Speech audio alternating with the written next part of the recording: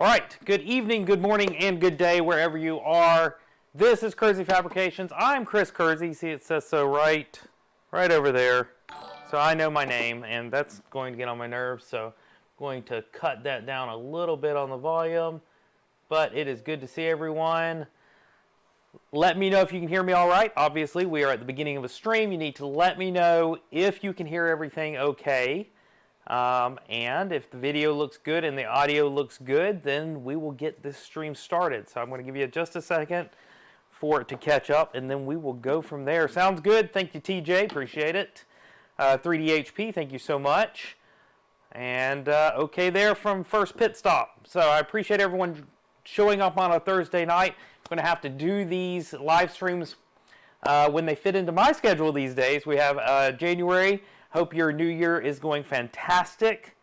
And thank you, Pygar. Pygar is in the chat as one of my mods. I really appreciate Pygar being here. Who else we got? We got DB3D Dan. Dan's going to make sure that you've hit the like button throughout the stream because that's the sort of thing that Dan does. So thank you so much, Dan, for being here as well. Let's see. Let me know if the audio cuts out. Oh, no. It's giving me weird warnings here, even though everything looks fine. So anyway, Happy New Year, everyone. Thank you very much for being here. We have today, this is one that I was supposed to do before the end of the year, and unfortunately, let me see, like, subscribe, he approved his own. Okay. Anyway, so this one I was supposed to do before the end of the new year. Things got a little crazy that last month, as you may have seen from my last video I posted.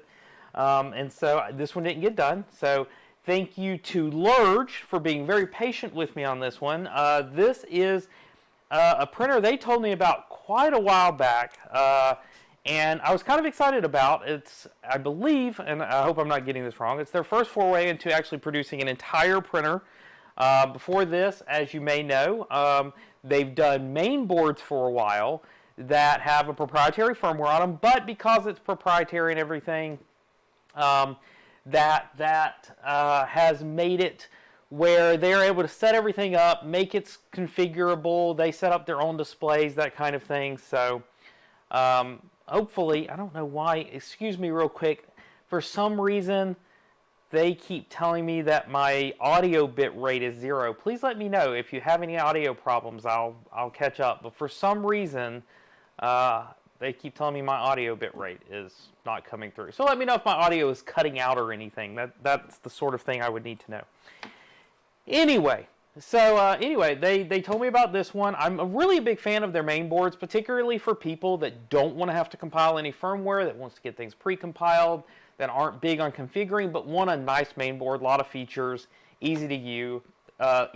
And so a lot of people, I think, have been happy with my suggestion from a fairly old video at this point about installing a Lerdge. Mic's a little hot. Okay, I can deal with that. Let me bring it down a little bit. There we go. That should keep the mic from getting too hot. So let me know if that fixes any distortion issues. Thank you, Jay David, for that. Anyway, I just wanted to get all of that out of the way. Again, we're dealing with the Lerdge IX here. Don't know why they called it there. That seems to be a little backwards, but it's the Lerdge IX.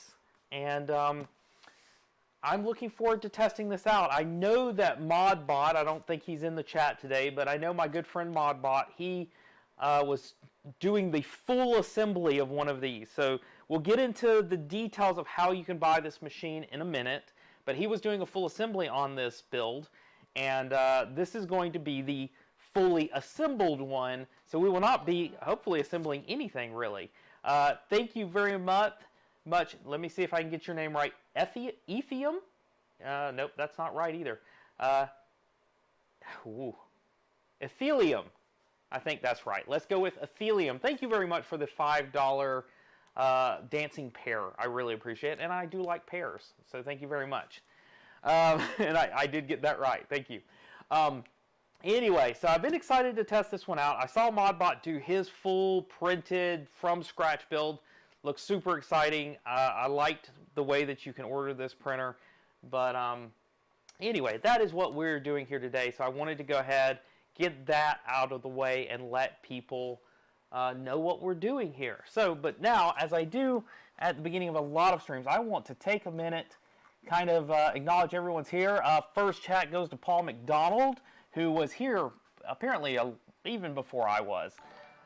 So thank you, Paul, for that.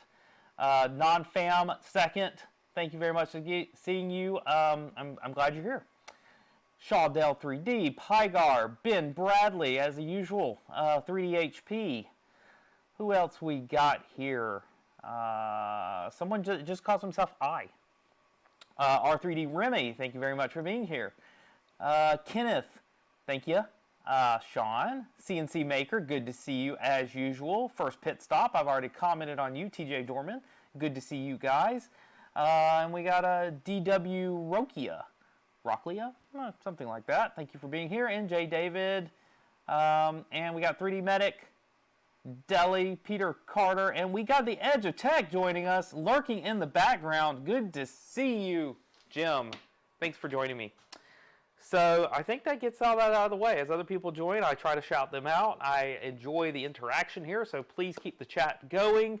But let's talk about this machine a little bit more. So again, this is the Lerdge iX 3D printer. Apparently I got mine in green. I didn't request any particular color, but they sent me the green one. And what we're going to do, we're going to do this what I usually start out with. Hello, Manny the engineer. Welcome. I'm going to start out with the web pages that are associated with this machine. So let me go ahead and do a screen share, and hopefully it picks the right one. That's not the right one, so give me a second. That's the live stream one. So we are going to... You're going to just deal with that for just a second while I fix it. I hope I'm not giving away anything. I don't see any... special stuff I'm giving away there. So there we go. That's much better. See, that's a much better thing to look at. Let's save that. And now we'll do this. There we go. You can see my background.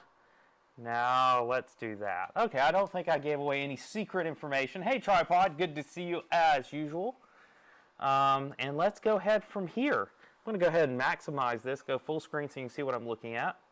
We're going to start on this tab right here. This is the For Sale tab.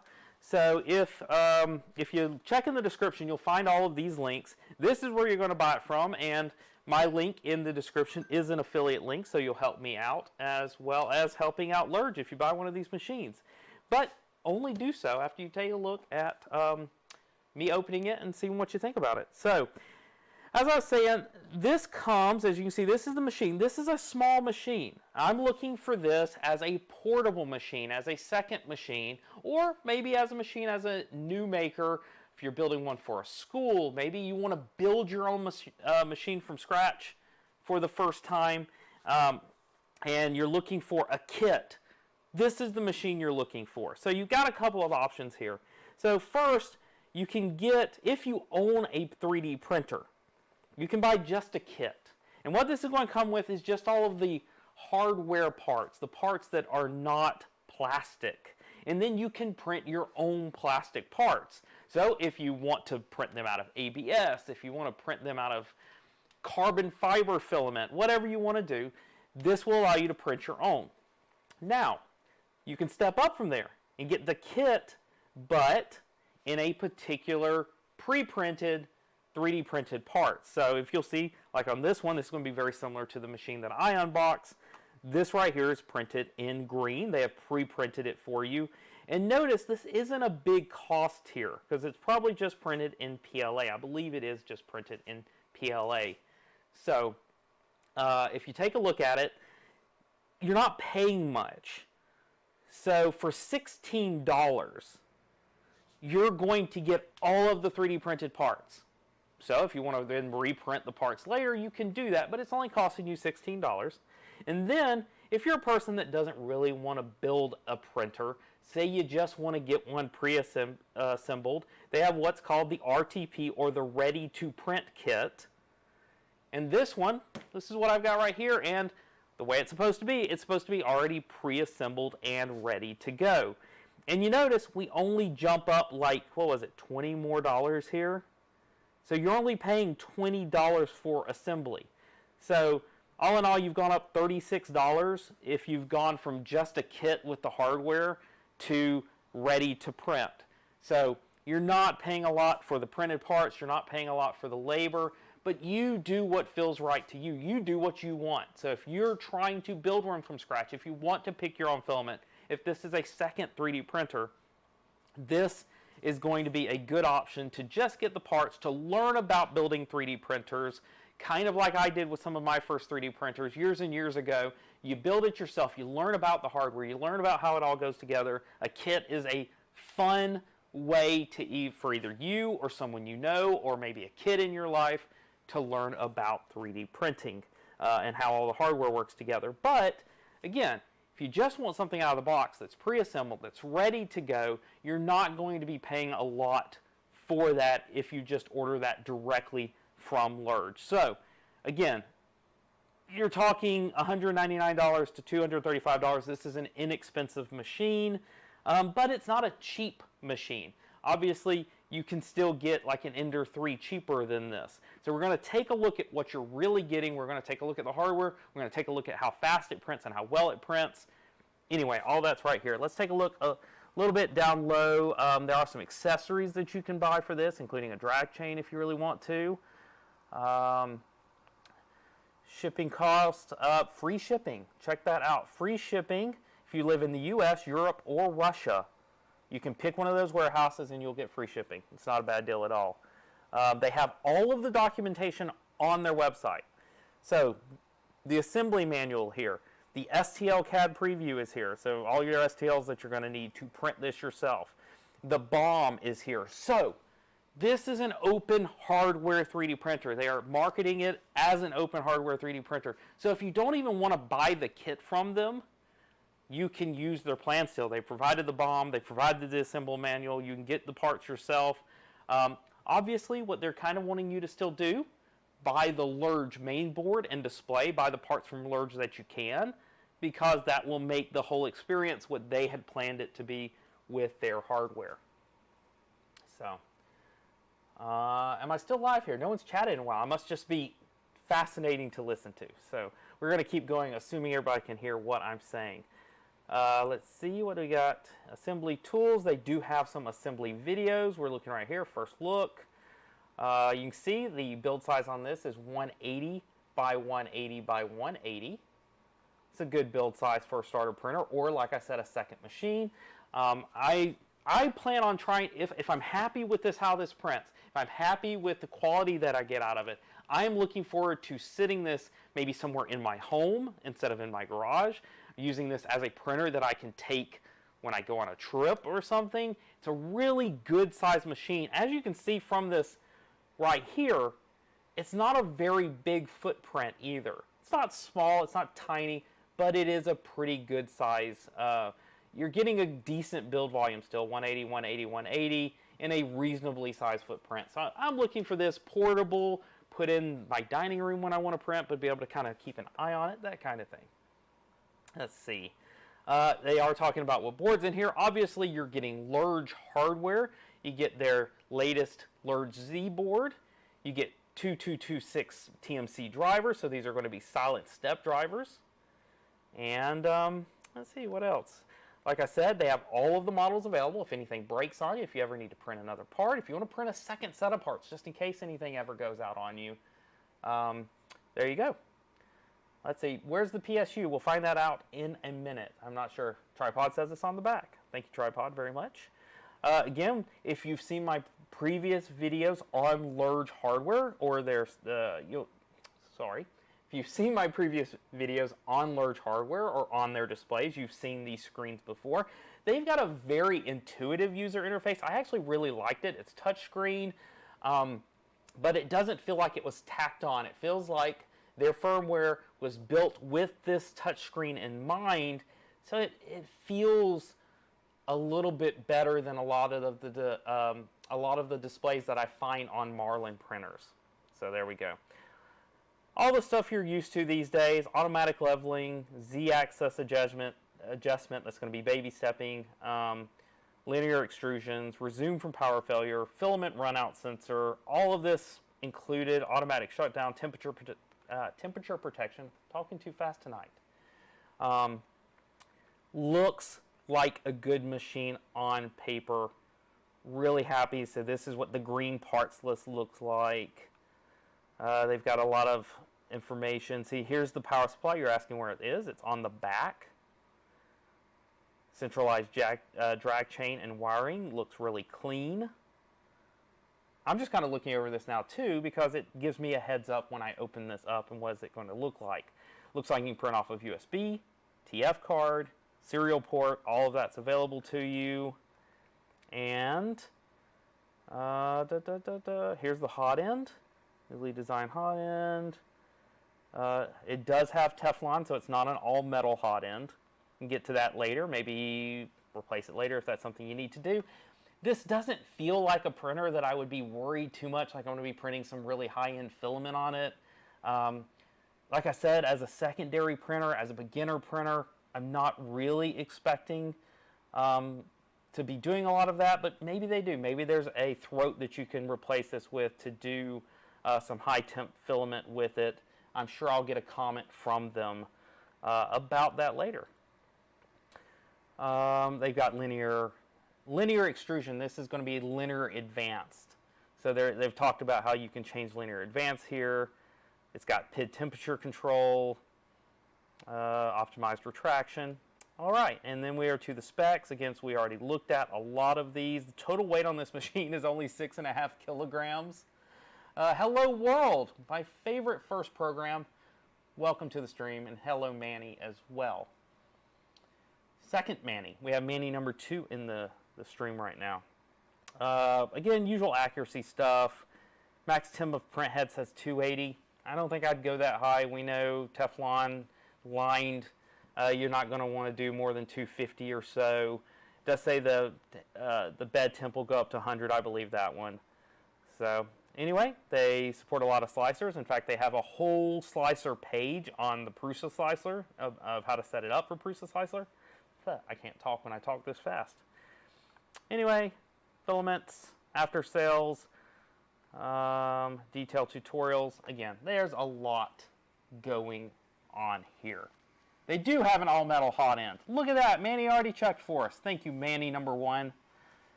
Thank you for checking on that. That's fantastic. I appreciate that. Let's go ahead. I have another page for you here I wanted to look at real quick.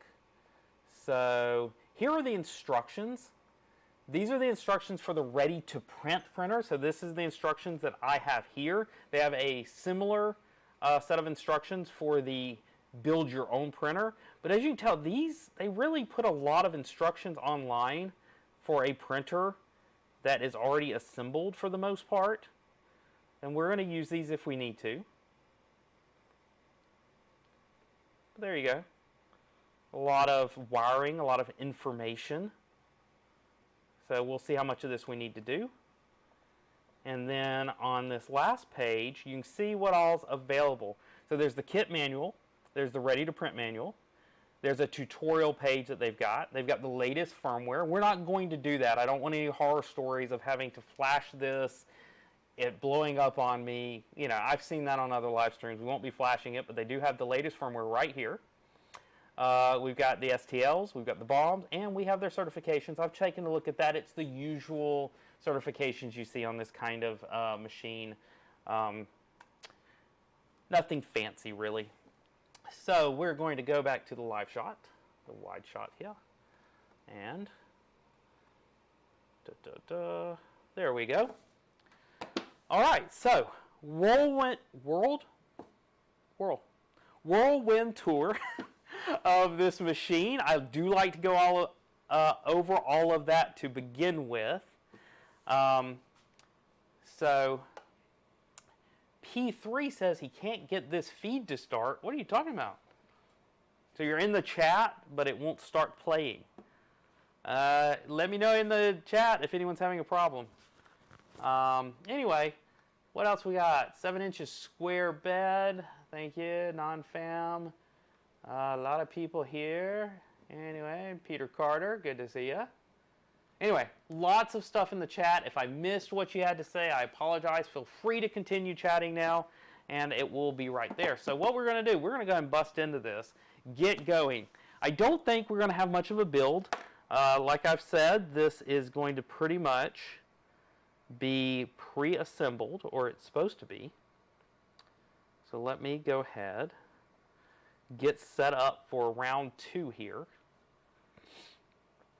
Just making sure I have everything up on my screens because I might need this manual. So let's go ahead and take a look. First thing I need to do, I need to cut off these corner pieces. They did ship it really well to me. Got these nice corner protectors, which I like the little extra bit of expense to make sure it gets here to me all right. I'm going to cut these off so I can get the top open fully. Hey, as usual, if you want to ask questions of me about 3D printing, if you want to ask questions Ender 5 Plus, Ender 5, if you want to talk Iron Man, whatever you guys want to talk, I'm always available in these unless for some reason it's just not very good form. So let me know. You know, we got to keep it on topic as much as possible. But as I'm doing things, as you have other questions, I want to keep this interesting. I want to keep you tuned in. So ask me any questions you got.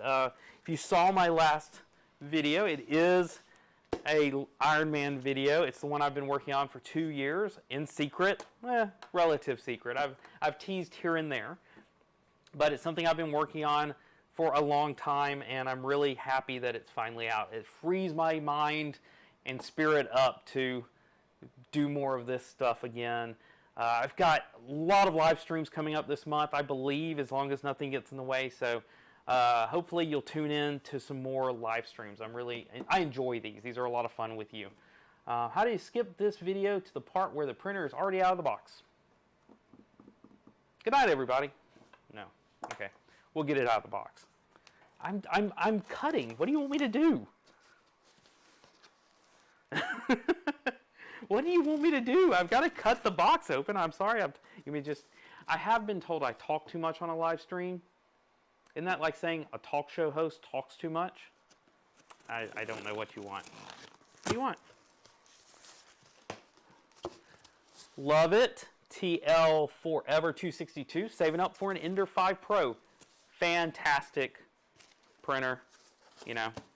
And then maybe get one of these.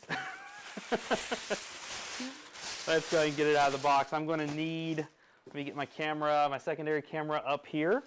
Guess I wasn't totally prepared for getting this all the way up. It's a taller box than usual. So let's go ahead and get a good shot on this one. That should get me there.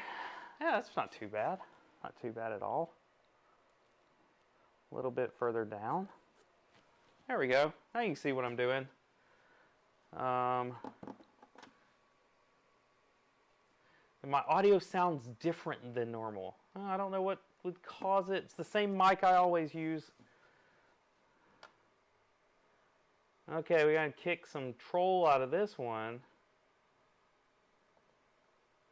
Alright, sorry, we had someone screwing things up on the chat. They've been removed. I don't know if you guys ever saw them, but it actually screwed up my chat window. Sorry if I'm screwing this up now. Anyway, I've got to pop out my chat now. Something screwed up here. Give me 1 second. Really messed me up on the chat. Want to be able to chat with you guys. Okay, sorry about that. Someone started spamming the chat. Luckily, it didn't ever get to your side, but kind of messed me up temporarily here. So, anyway, so how much was the Jetson Nano? We'll get to that in just a minute. Let me go and get this unboxed, and I'll get back to your question, Kenneth. So here is the box, all wrapped up. We've got foam.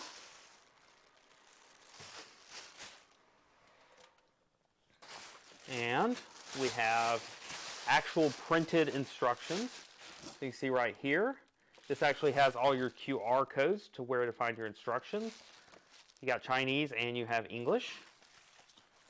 We have again, a printed product manual. Check that out.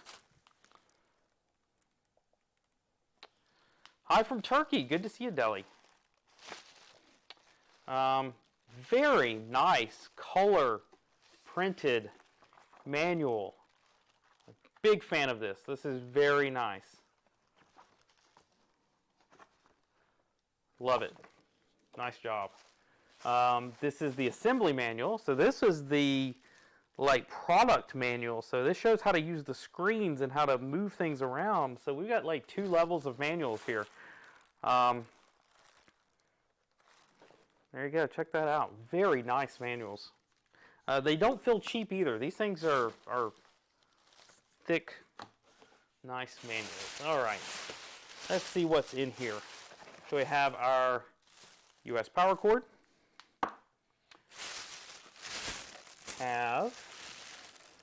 Let's see the best way to get, okay, so that's what I thought. We got some extra pieces here, as well as a little screwdriver, some Allen wrenches, an extra PTFE tube right there.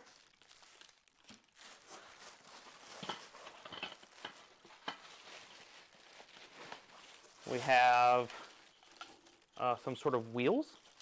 We'll figure out what those are for in a minute. Oh, I bet you this is the makeshift filament spool holder. That's what that feels like right there. And we have some zip ties. Okay, so now we're going to pull off some more foam. Sorry that there's this plastic bag in the way. Let's just do this and then I can get the plastic bag out of the way. Give me a minute.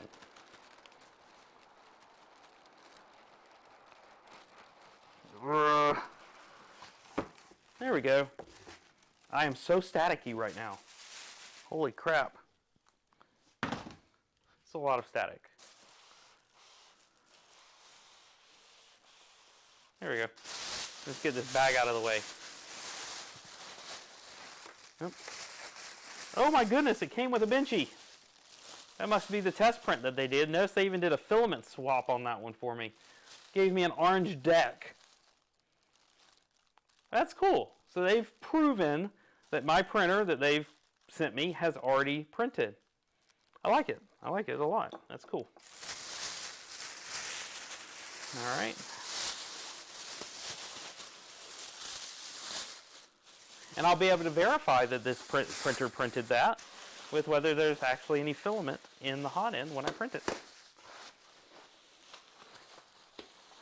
All right. There we go. All in foam. There it is. Okay. So from here, a couple of screws, a 3D printed part. So this is the first one I've gotten to hold. It is very nicely printed.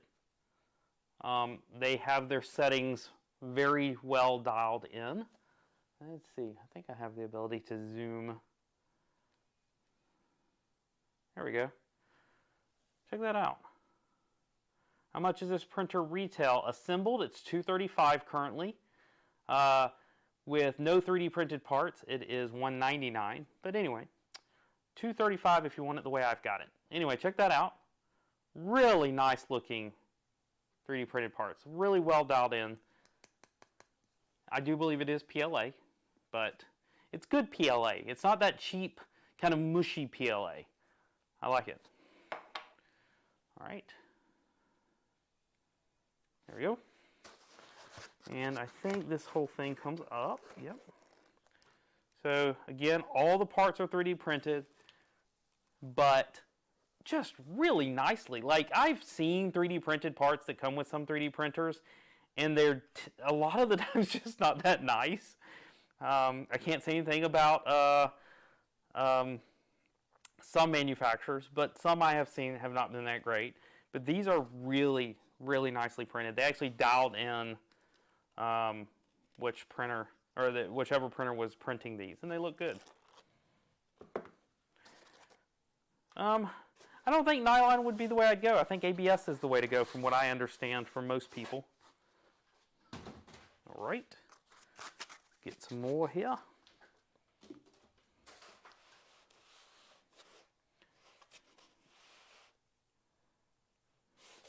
Yep.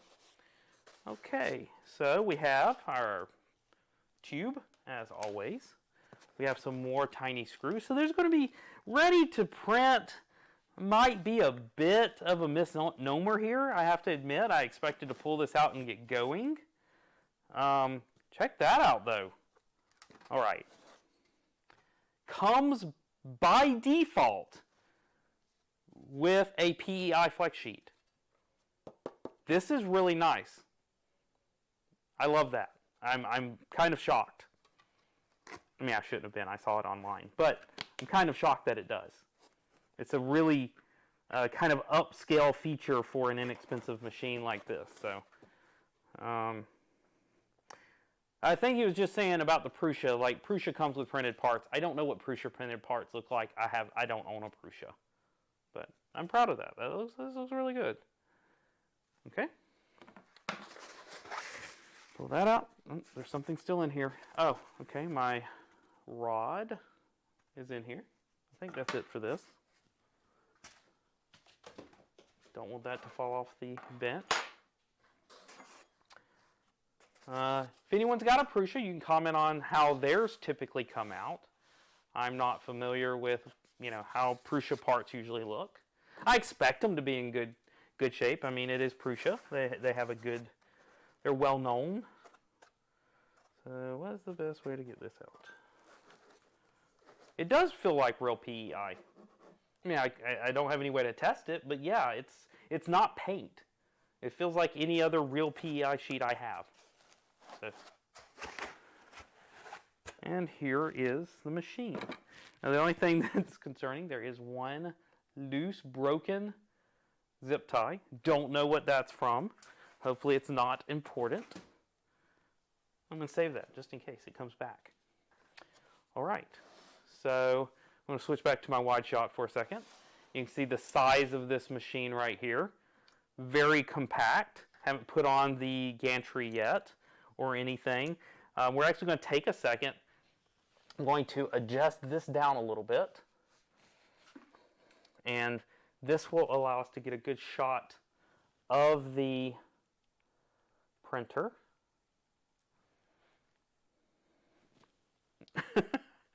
Very good point, Bobby. They better look good for $1,000, those Prusa machines. So here, let's go ahead. We'll just go to this one, I think. That's not the one I wanted. That's the one I wanted. Although, what did I do there? What the heck? Apparently I haven't readjusted this one. There we go. We'll make on-the-fly settings changes. All right. So here's the machine. Looks really nice. Love this. You can't see it from there yet. I still don't know if you can see it because it's dark. You might be able to kind of get what I'm going to try to show you there. This is actually a piece of Lexan that's orange, but you can see through it. You can see the main board through this piece of plastic. You can see it there? Check that out. You can see the main board through the plastic, and it looks really cool. I like it. It's a neat touch. People like to see their electronics, right? So good on them for showing them off. They want to show off their electronics because that's one of their selling points is you're getting Lerdge hardware. So that's the main board. We already know what's in here. I don't have to disassemble this machine to show you what's in it. It is obviously a Lerdge display. Let's get that cool peel. You know what? I'm not going to take the peel off yet. We got to get it assembled first. So let's start with some assembly here. Go a little bit wider out. And I've got the digital printout, but I'm going to try the print out. The digital instructions and the printed instructions. I'm going to try the printed instructions. Now, Stephen, I agree with you. If there's a light inside of this thing, well, you should be able to see the LEDs on the board. So if there's a light on the inside or something like that, that's going to be even better. So let's go ahead, let's jump in here and let's get this printer built. I'll try to give you the instructions a little bit, give you a view of them. I can't obviously orient myself with it, but I can give you a little bit of what we're seeing. I like a little bit of the beginner 3D printer stuff they've got here. They're telling you if you're not familiar with 3D printing, that is a Lerdge Z board. So you can check that out on their website. They make their own boards. They make their own displays. So check out Lerdge's website. It's a Lerdge Z board. Anyway, right here, you can see if you're new to 3D printing, they give you a bit of like a primer. So this is X minus, this is X plus, this is Y minus, Y plus, Z minus, Z plus. They give you a view of all the sides of the machine. So after you've done assembling it, what's it supposed to look like? This is like kind of like IKEA level. And I say that in the best possible way. They're trying to show you what it looks like. If you're not familiar with the process, they're giving you a good primer. Again, I think this is so far looking like a great first printer. So let's go ahead. Continue on assembling this machine. So if at any point I'm assembling the machine, you're not getting a good view of it, you need me to move something around, please let me know. I will do my best to get you a good view of the machine.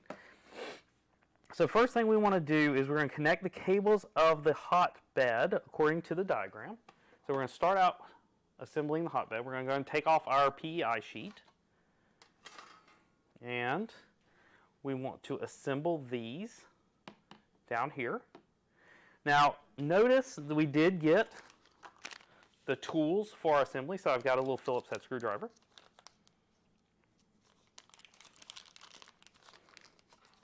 I'm going to pull that out.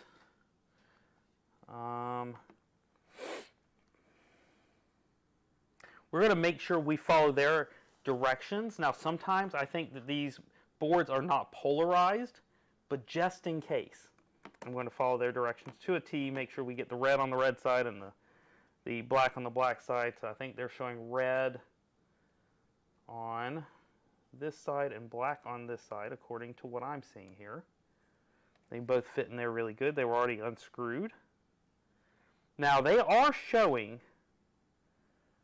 that I probably should hook up the wiring this. Does it matter? They're showing the wiring coming in from this side. And I don't know if that's going to make a difference, but just in case that like the orientation of this matters, I'm going to go ahead and do it their way.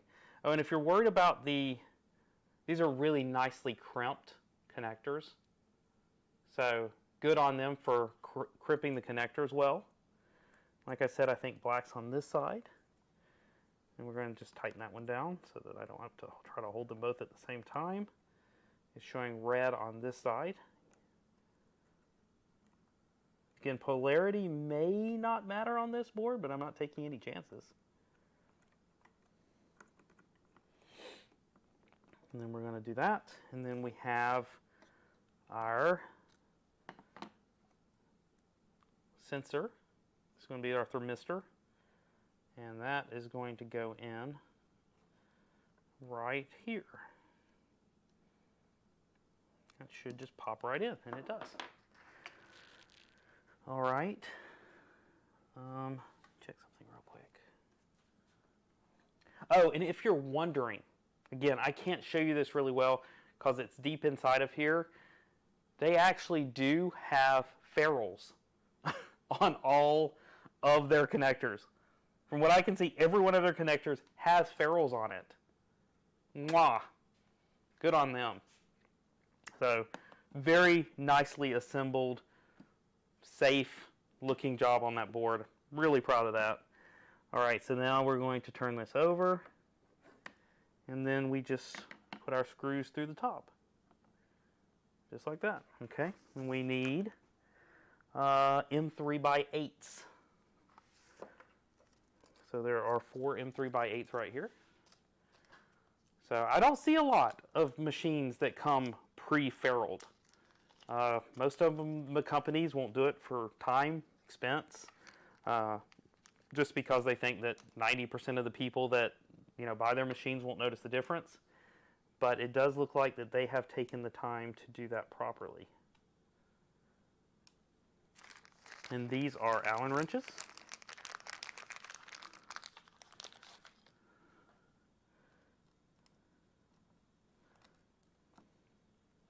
And once I get the first one in, The rest of them should go in pretty well.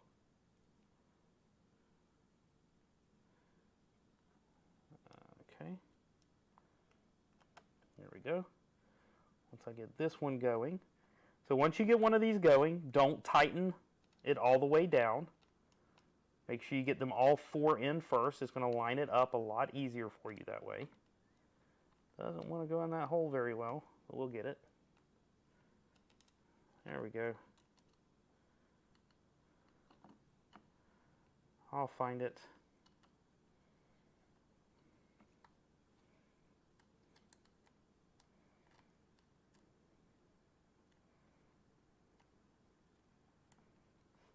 Okay, let's make sure we can get them all in here.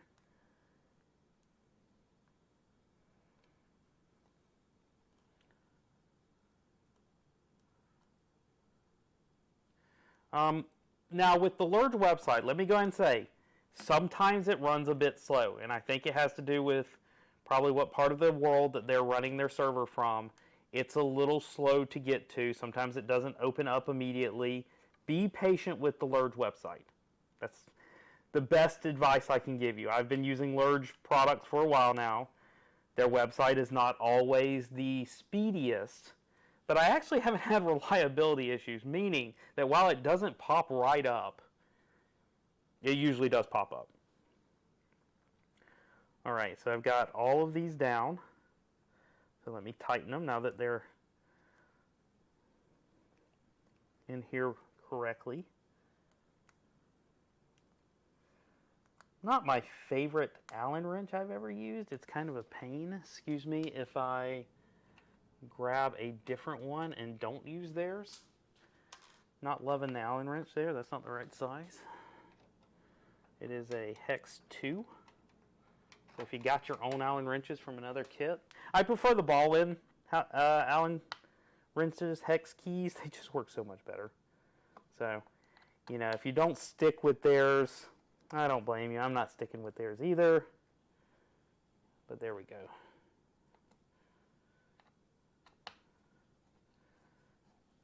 I'm going to use my own tools. It matches the machine anyway.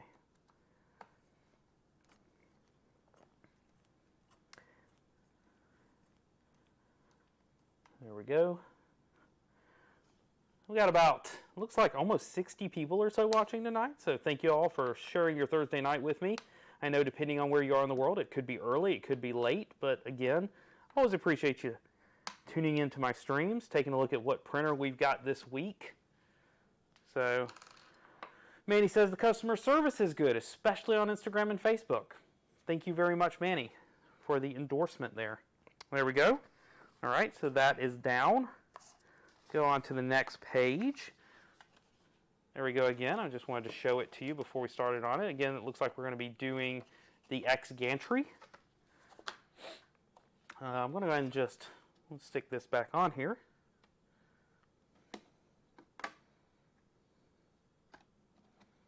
It is a good magnet. They did not skimp on the magnet. So we're going to straighten the drag chain. All right, they do include a drag chain. That is not, if you don't know what a drag chain is, let me fill you in real quick. A drag chain is this chain that goes around your wiring harness, around your wiring harness, wires, whatever you want to call it.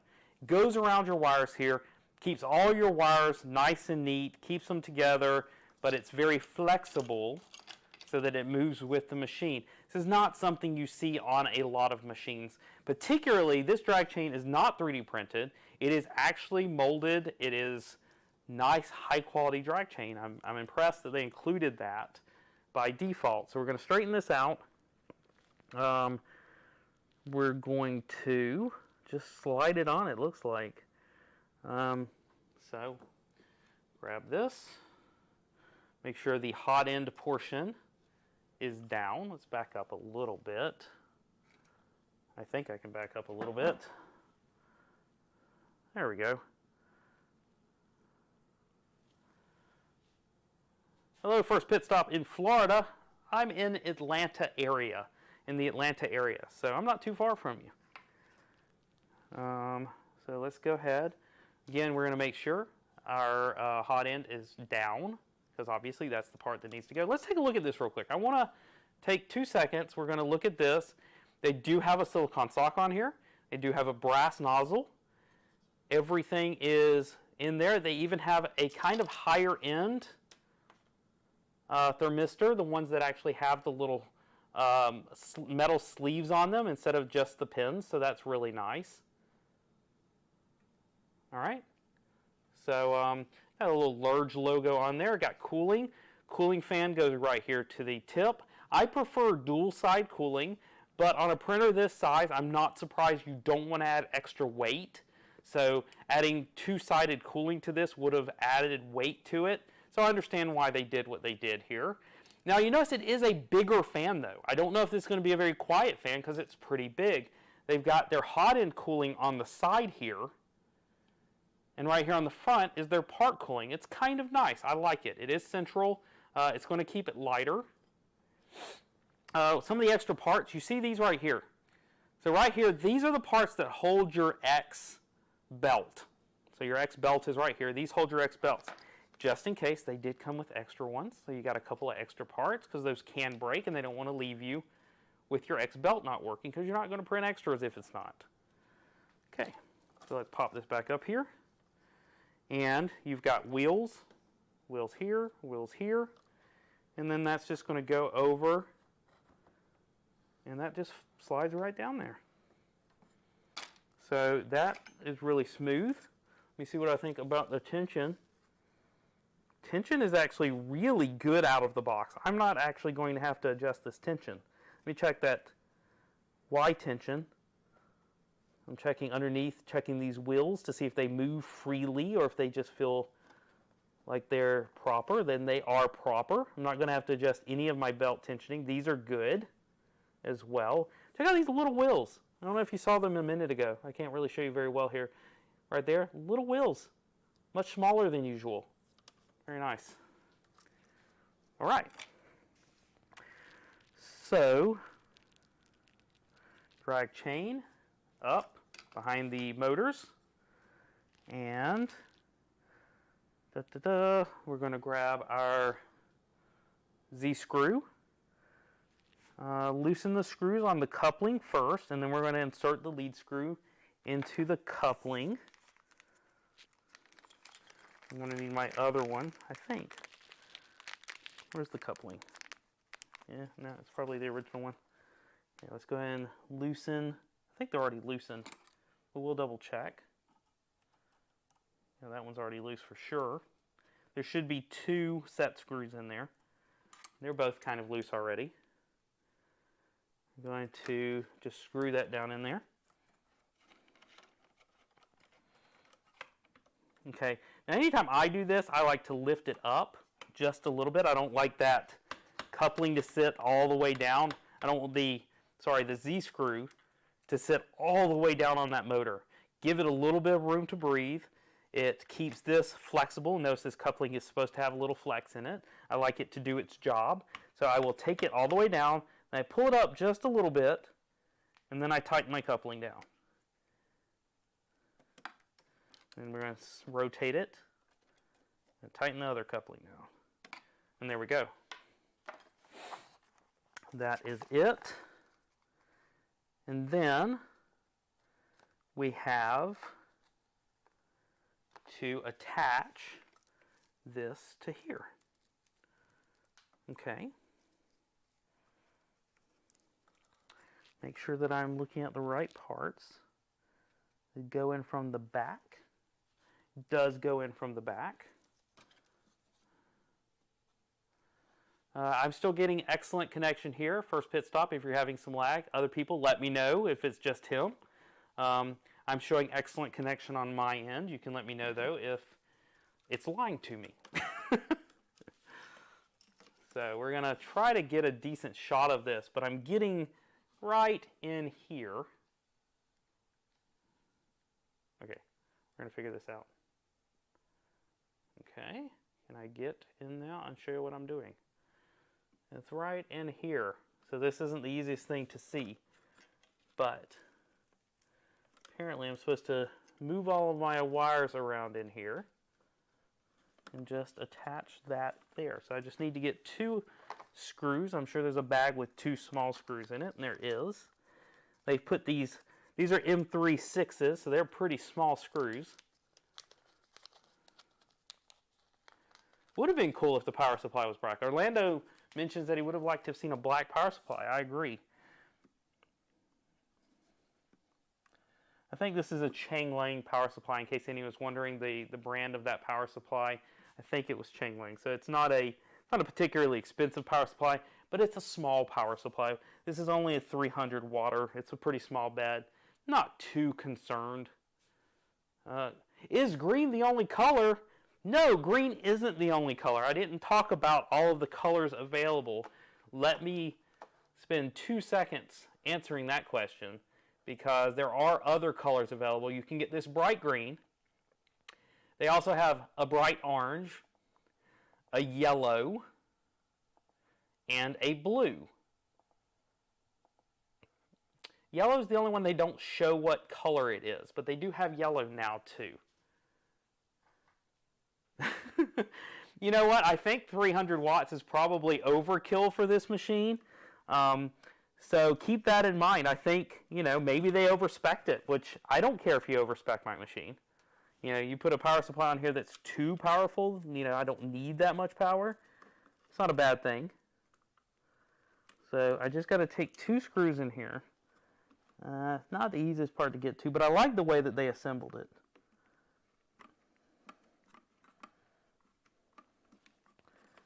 Okay.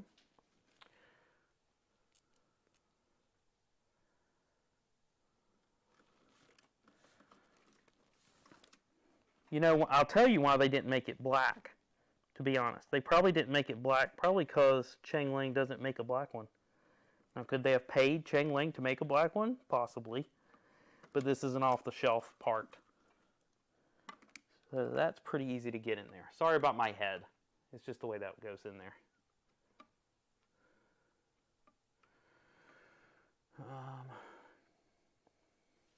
Okay. Yeah, these are Lerdge stepper motors. They even have the wiring though. So it's a Lerdge motor, number 17. Step angle 1.8 degrees. It's a standard step angle. AB, AB. So they even show the wiring on here. That's fantastic. You never see a motor that shows the wiring on it. And then you're left trying to figure it out by trial and error. All right, let's back this up. There we go. Let's finish. My next guess is that we're going to be doing some wiring. So, yeah, we got quite a bit of wiring to do here. So we have some on this side. Hopefully everything's labeled right here. Is that labeled? It's not really labeled. I'm going to have to figure out what that goes to. I'm pretty sure that is our Y end stop. So, there's E, E, X, or X end stop. So there's our X end stop right here.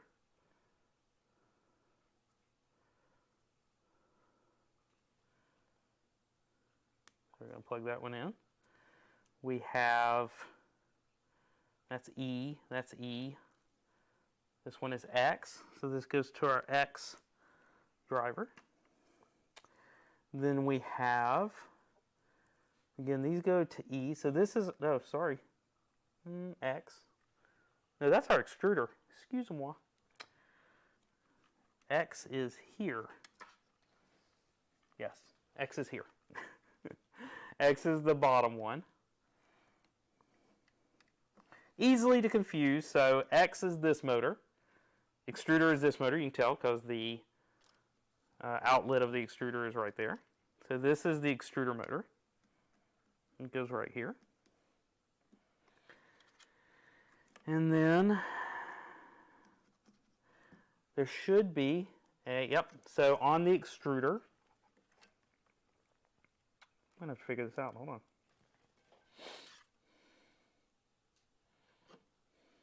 So this 3-pin right here is going to be our extruder end stop. So that is the equivalent of our filament run out. I think that must be around here. Yeah, filament run out must be this right here. I'm going to have to undo this E-motor that I did.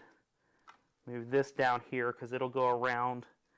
They made it kind of tight, which I don't really mind, because at least once it's together, I'm not going to have any wires. See, that'll pull right through there if you can see. Yeah, it's not as tight as I thought it was, actually. So there we go. That goes right in there. That's your filament runout detector, which is built in to your extruder. Filament runout detection built into the extruder. Let's hope that that is a good thing. I think it will be. I like the extruder. I like the way that they put that together. It's nice and tight. And we plug back in our extruder motor. Hi HC, good to see you. There you go. Please keep trying their website. Like I said, their website's a bit slow sometimes, but it does tend to work eventually. Sorry if you're having any problems. So right here we have this.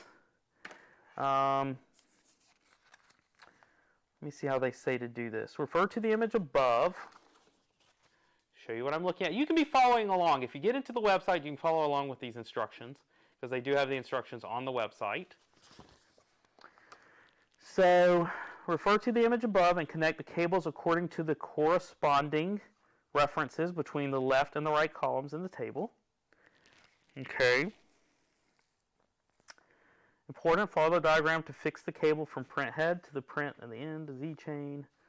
Okay, they are color-coded. So these bad boys right here are color-coded. So this one only goes in one place. That is the hot end connector. The white goes to the white.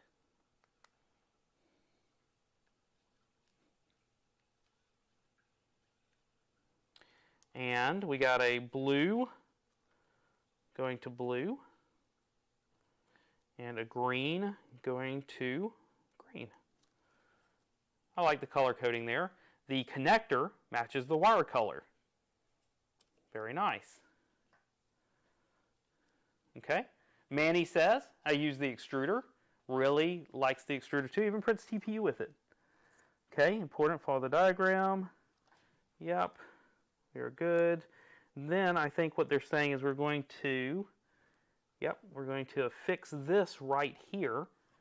See that? Let me back up again. That is not back. I'm going to get this right. So we're going to take this. Notice we're going to see if this reaches. It reaches without any problem. So what we're going to do while we're doing this, we're going to go and take a tie wrap that they provided. We're going to pop it in here and get this all tie wrapped in.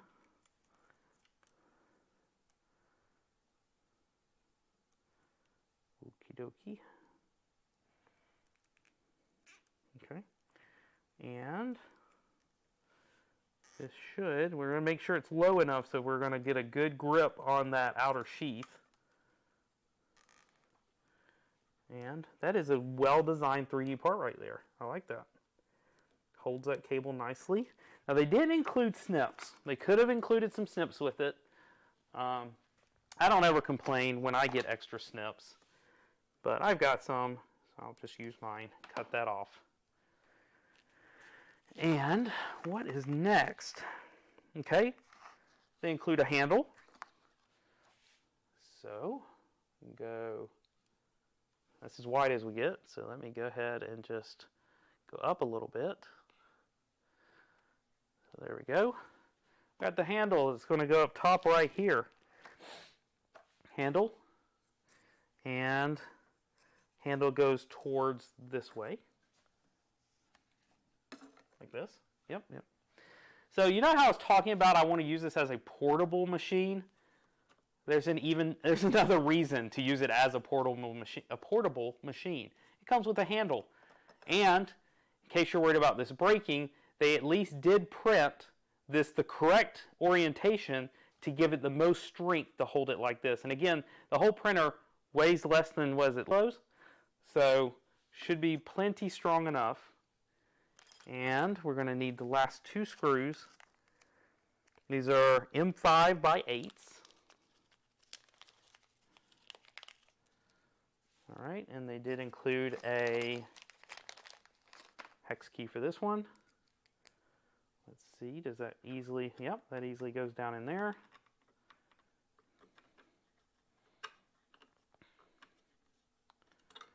And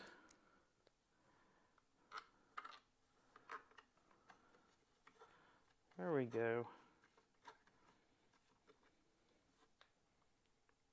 I don't want to over tighten this. It is PLA. I know I could snap it if I went too much on it. So, here we go. Now, I did notice there's an extra screw hole on this side here. I think they did that so that in case you're worried about this tweaking off in this direction, you could stick a T-nut and another M8 screw on this side, or M8, right? Yeah, M5. You can stick another M5 with a T-nut in this side, would give it a little bit more strength. It doesn't look like they decided they needed that because they didn't ship with it. So there we go. Note that PI is attached. Please align the edge. So we've already aligned the edge there. Last but not least, I think this is the last one. We're going to take our PTFE tube. I'm going to take that in here. Make sure when we push this down, we're going to push it, hold this first of all, push it firmly. Well, doesn't look like it goes very far. Yeah, because theirs has kind of a different kind of PTFE insert. As you can see there, there's an extra one. So this one does not go down as far, but it is in there good. I'm not pulling it out. I'd have to push this down to get it out, so that's good. And then this one goes into their extruder. I'm hearing a lot of love for this color scheme. I'm glad you guys like it. It seems like they picked a good one. So right there, and I think we're done. Now, to show you the love of what they also include in here, here is the full wiring diagram that takes you all the way from wherever it's plugged into, through the connectors, into the wiring harness, and down to the main board. So you can find, hey, this wire isn't working correctly. Where is it plugged into the main board? And you can find it right there. Next page, same thing. Here are the other wires. The second wiring harness is right there.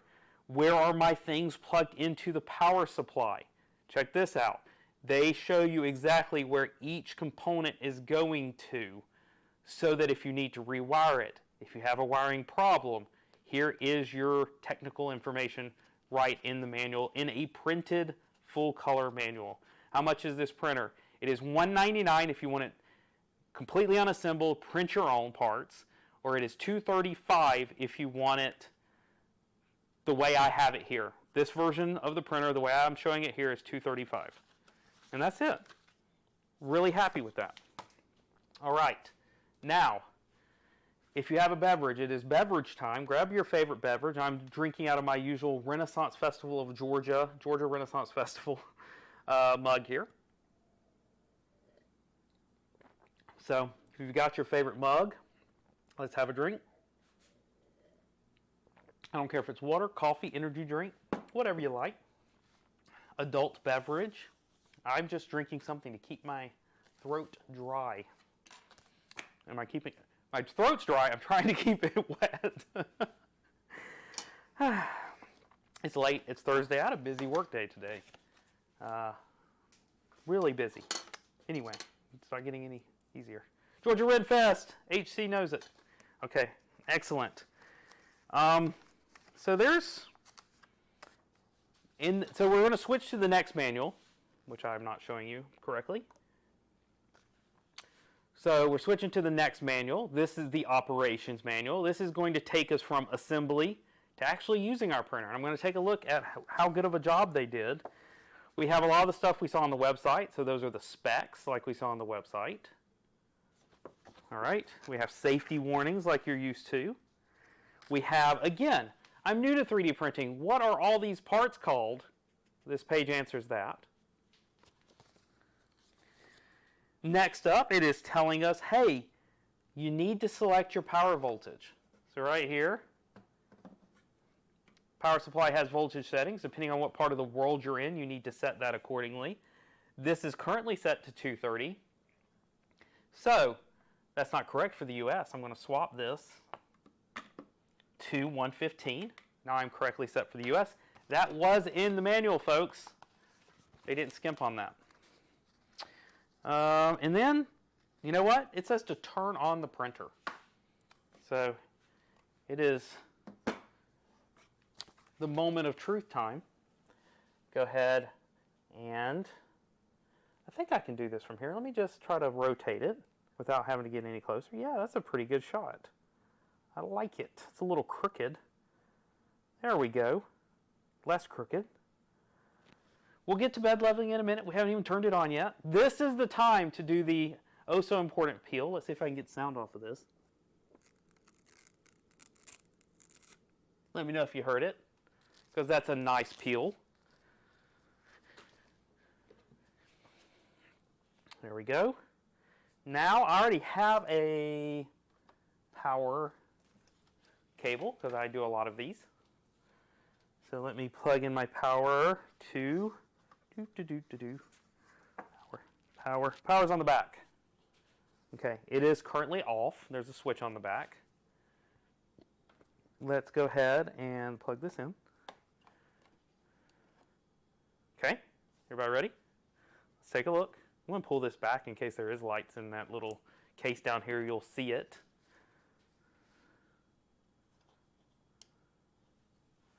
Power's on.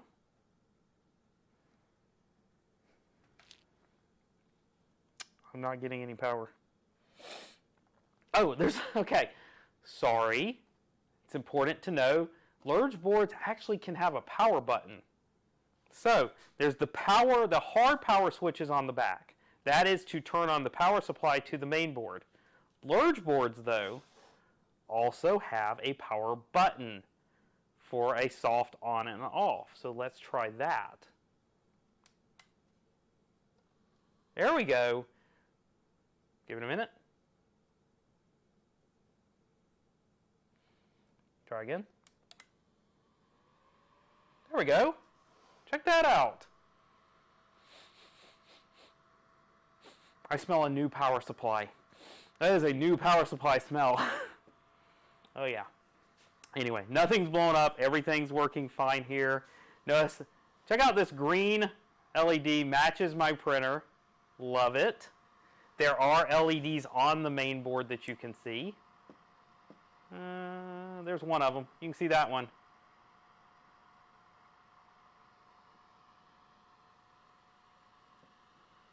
Got a question. Have I heard about the Mercury 1 mod for the Ender 5 Plus? Yes, I have. Would I consider doing it? Yes, I would.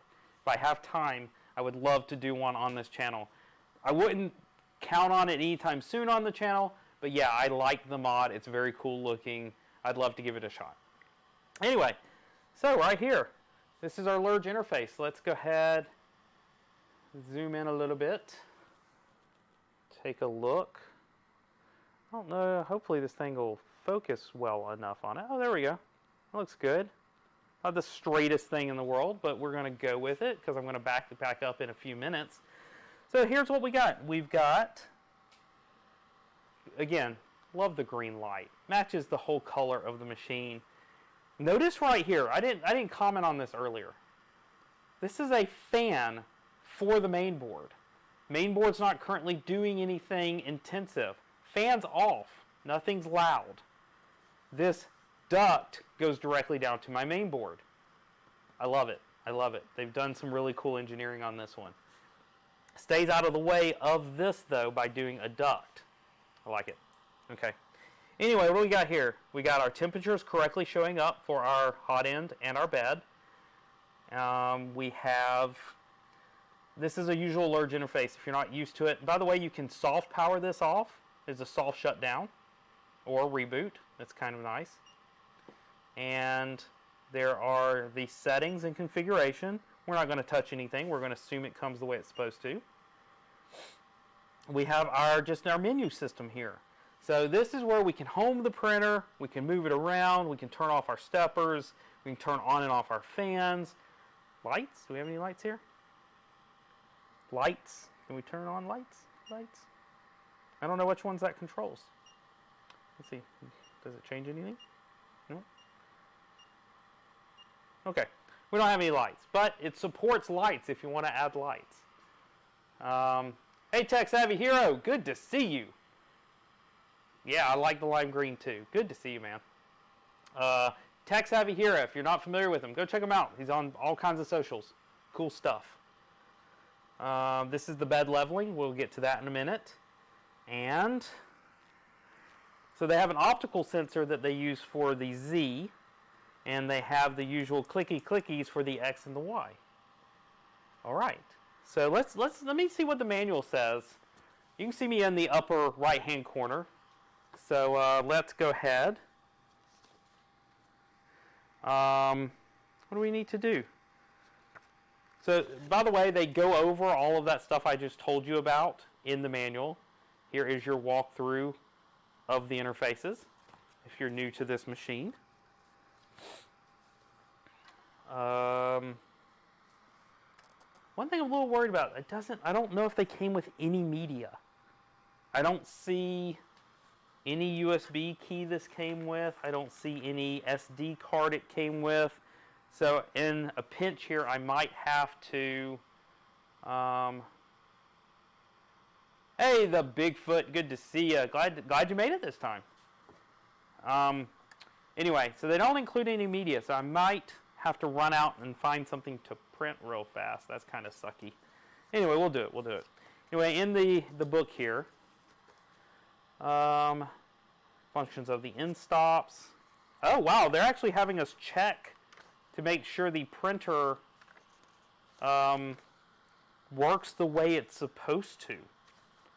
So check the functions of the end stops. So if we go back to the main screen, which should be here, so apparently if I press the end stop X and Y respectively by hand and observe whether the X and Y icons on the main screen have changed to the small houses. All right, let me back up. Well, let's leave it there. I'm going to press the X end stop. Keep trying to figure out if I should go so you can see what I'm doing. So can you see this X end stop right here? Yeah, a little bit. Let's do it. All right, so is this Wi-Fi? I don't think they have the Wi-Fi module in it. Well, actually, they might. We'll come back to that. They might have the Wi-Fi module. No, never mind, they do not. It does support a Wi-Fi module. They sell a Wi-Fi module, last I checked. Don't hold me to it, but last I checked, they do sell a Wi-Fi module, and it plugs in right here on this board. It's missing. So right here, this little icon is apparently supposed to turn into a house. And it does.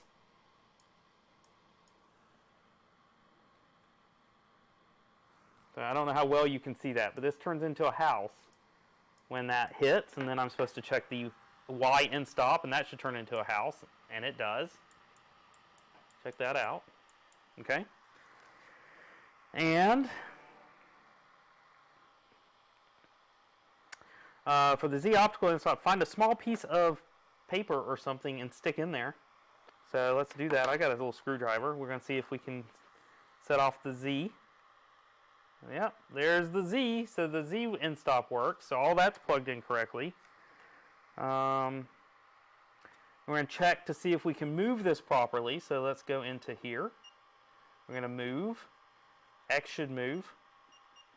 Notice X moving. See there? X is moving. Let's see if Y moves. Y move backwards. Y move forwards. Z up. Z up. So they've had us test everything. Built into the manual. Made sure everything works the way it's supposed to be. I love the fact that they're walking us through everything. Will the E move without anything in it? Yes, E is moving in the correct direction. So even the E and stop, the extruder is moving like it's supposed to. Okay, so now we need to adjust the Z origin position. The trigger baffle on the Z-axis adjuster can be extended or shortened to adjust the Z-axis home position.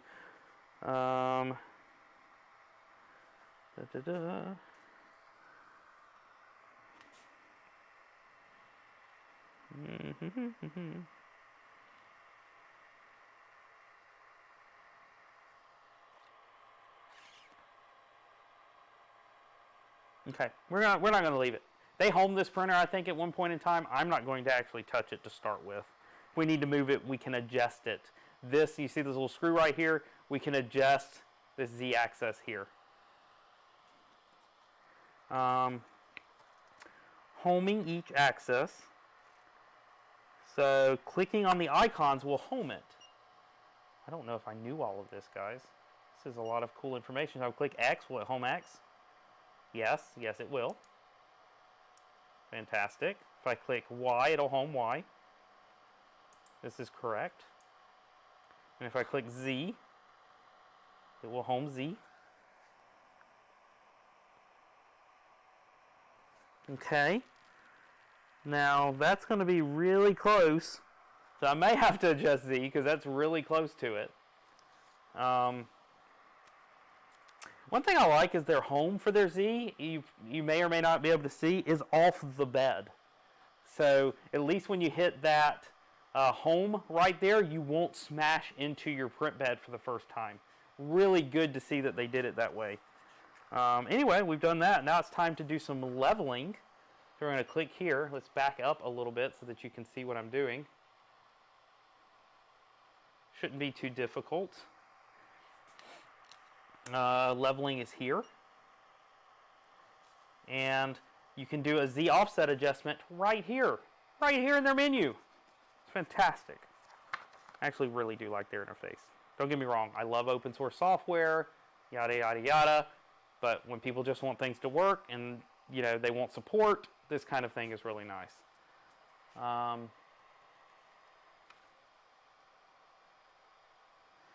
Anyway, so enter the leveling control menu. Careful not to click wrong after clicking the icon. There's a special icon. Okay. Leveling control, click the manual leveling icon here.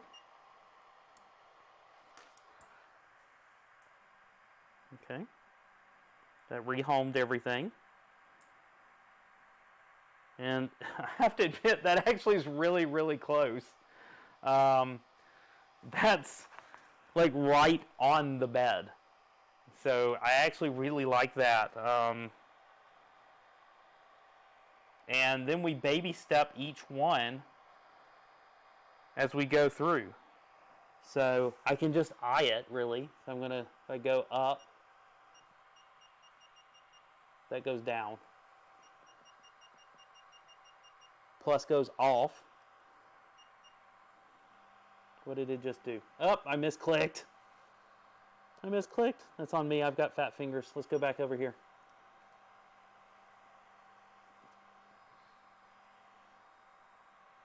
Okay, that is...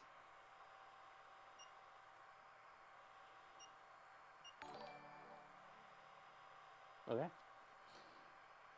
I'm gonna... Right there. I like it. And then we're going to go to the next one.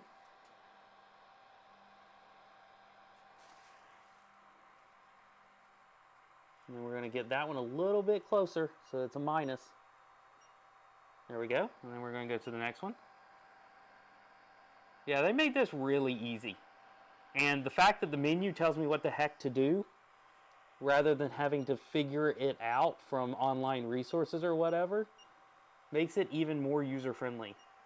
So I'm just going to it really is also easy to see underneath from the side. And so I'm not really having to like work hard.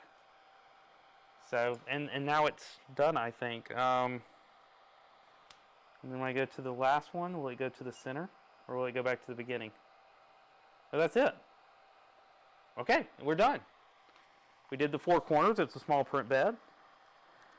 And at this point, we can go to the center. And we can see if it hits the center of the print bed. And that looks really good. If I want to, I could take it like one more down, but for my first test print, I like it to be a touch away from the bed rather than a touch close, because we don't want to scratch up our nice new print bed. So if you have a choice, do I want it to be touching it? Do I want it to be just a hair off? At least for your first print, go with the hair off. You can adjust it real time after you start a test print. Just makes your life a lot safer. So we've done all of that. You can do the fine tuning while you print it.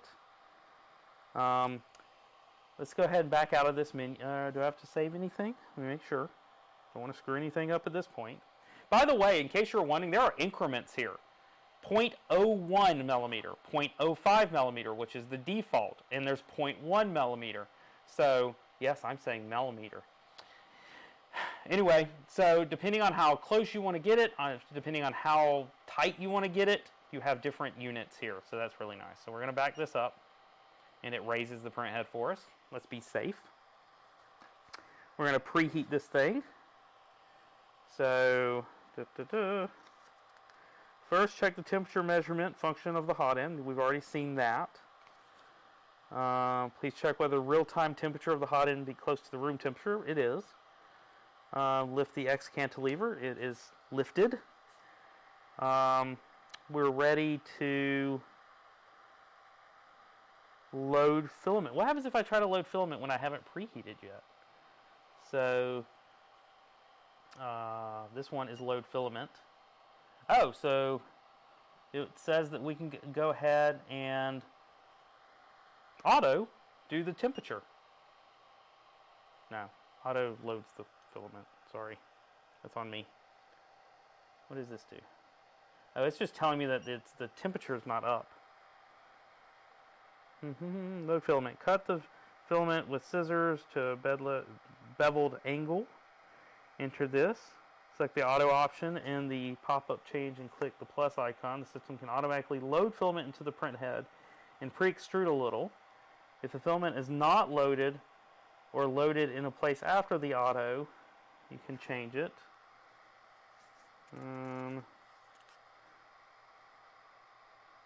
Okay, good to know. Okay. You know, I was worried about what we're going to print. We can download a pre-done Benchy off of their website. They actually have the G-code on their website, so we can go ahead and download that. So what we're going to do, let's go ahead. We're going to pick some filament. Oh, look. Filament. So I've got a nice spool of Polylite blue PLA. I like this color. It's very nice. Reminds me of Joel. You guys heard of Joel? Anyway, it's his color. Not actually, but it's very similar to the colors he likes. So filament goes in down here. I don't know if that's, well, actually kind of this way. Who's Joel? No one knows Joel. Anyway, let's go this way because we need a little room. And then we're going to keep following our directions. I'm going to grab this. Go ahead and we add some snips here. We're going to do our angled cut. Okay, we're going to try out their kind of crazy looking, not so stable in my opinion, filament holder. Guess what? There are a whole lot of filament holders you can print online if this one... Oh, huh. Alright, it's not the worst. Check this out. Because the actual spool, if you're using cardboard spools for example, this goes down here. This is nice. It wouldn't work on like big old plasticky spools, but on these cardboard spools, that actually fits really well. And then this goes up into here. We can squeeze a little bit and try to get it in there. Ooh, look, hold on. We got a green light in here too, guys. Watch this. See that green light kind of off the edge? There's a green light here also to do your filament runout detection. All right, so we're going to do that. Let's go ahead and do a load. And then, okay.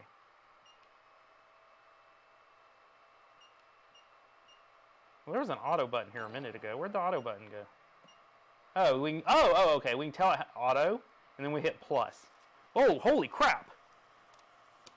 It was serious. Okay. It went until it stopped. All right then. That is preloaded. Probably should have picked a temperature. I think it did say preheating. Yeah, it told me to preheat. It didn't really tell me what to preheat it to. So let's back out of this. Just hit this preheat button, preheat for PLA. So now we have it preheating for PLA. All right.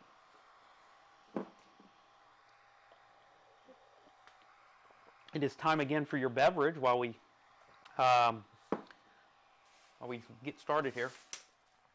Let me go ahead. I'm going to grab me a random SD card that I have in another printer. I might have to run and get me an SD to USB adapter unless I can find one out here somewhere.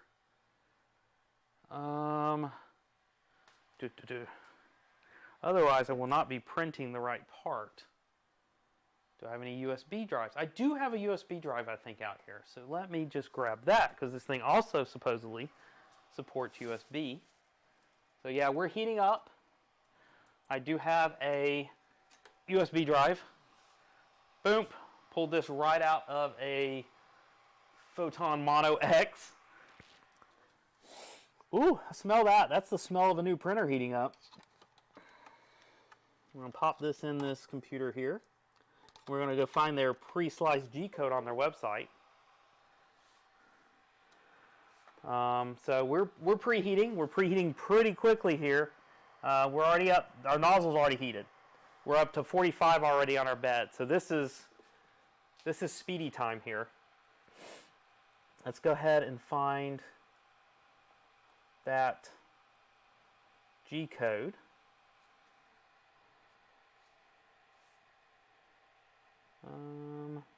Do they tell me where to find their first G-code specifically on their website?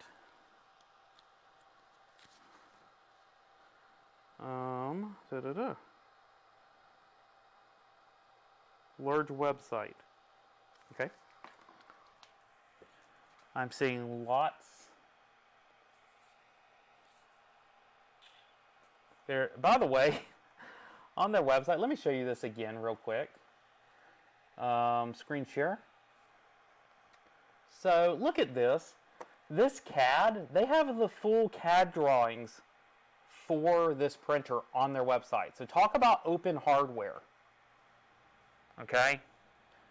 This open hardware, you can download these drawings. And it is attribution, non-commercial use, share alike, perfectly fine. CC, I like this. See that? Full CAD drawings. I love it. Let's see if we can find that G code. Wonder if it's here. These are all the parts to the printer. Wonder if it's...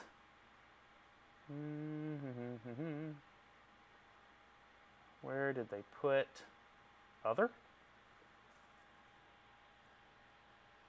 I'll keep looking for it. We're still heating up. So we're going to get this test print going as soon as I find that G-code file. Maybe it's here. Let's make sure I didn't miss anything. Maybe it's on the RTP, because I did have this up. Wonder if they put it in here. Not there. Excuse me for going quickly. I got a benchy here somewhere. There's just some extra CAD drawings. Go back to the Lerdge page. Oh, maybe it's on the use page. This should be that user manual that I found.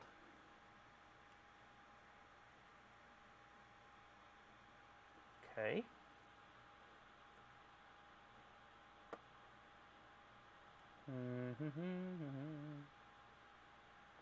Usage steps.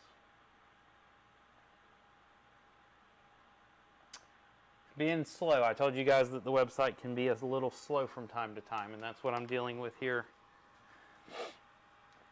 And one thing they did want me to mention in this, you can use Clipper on the Lerdge. They have full Clipper support. They have all the instructions on their webpage when you can get them to cooperate with you. Let me go ahead and refresh this page, see if I can figure out what it's doing. But, so it does have Clipper support. Any of you Clipper fans out there, if you want to get it to run with Clipper, they've already got you covered. Just follow their instructions.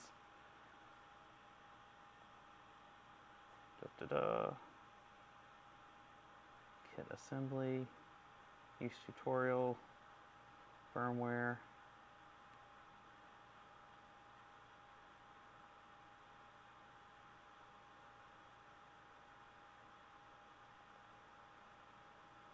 I think that's the page we're already on.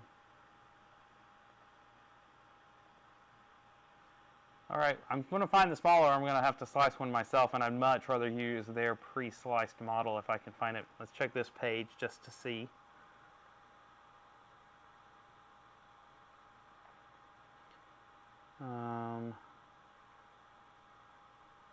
Let me know if you see something and I miss it.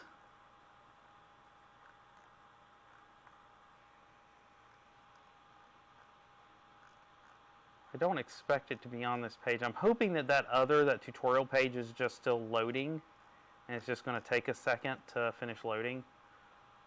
I'm going to keep checking back. Yeah, I don't know why their tutorial page is not loading like it's supposed to.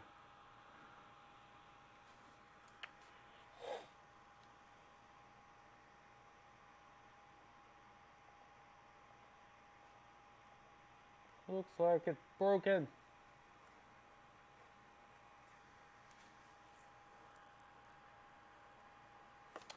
Let me do one last thing. I'm going to switch off of here just in case. I don't want to have any issues.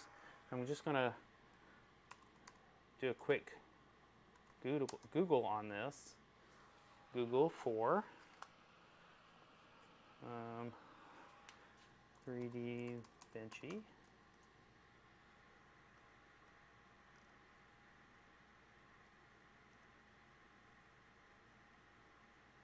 Minute, we're going to find it.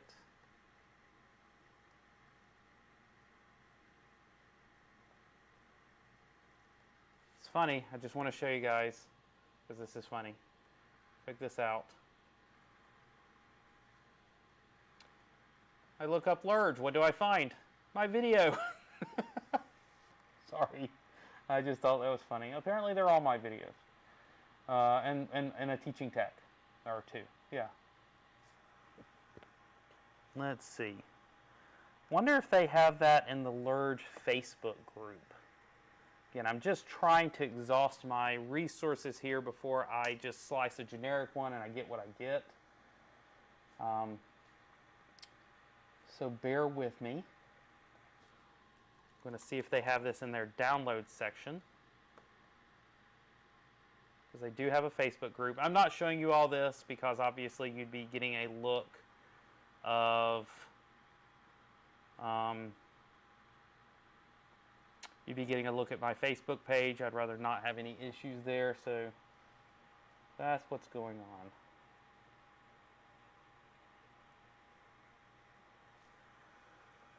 Give me 2 seconds. Talk about yourself. There was a question earlier about my Iron Man stuff. There's a question about the main board I use, the Jetson. So if whoever asked that question about the Jetson wants to re-ask that, I can talk about that while I do this. So let me know what you got. I am checking the Facebook groups here.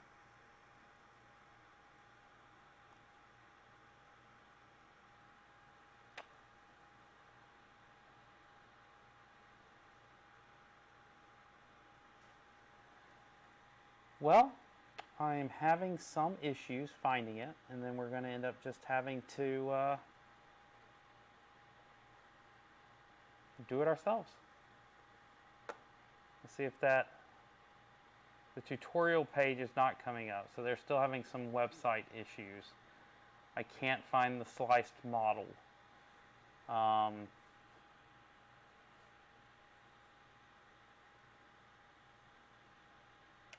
What camera magnifier did I use to focus the displays in the Iron Man helmet? I actually used the lenses out of an off-the-shelf like phone 3D visor that you can buy.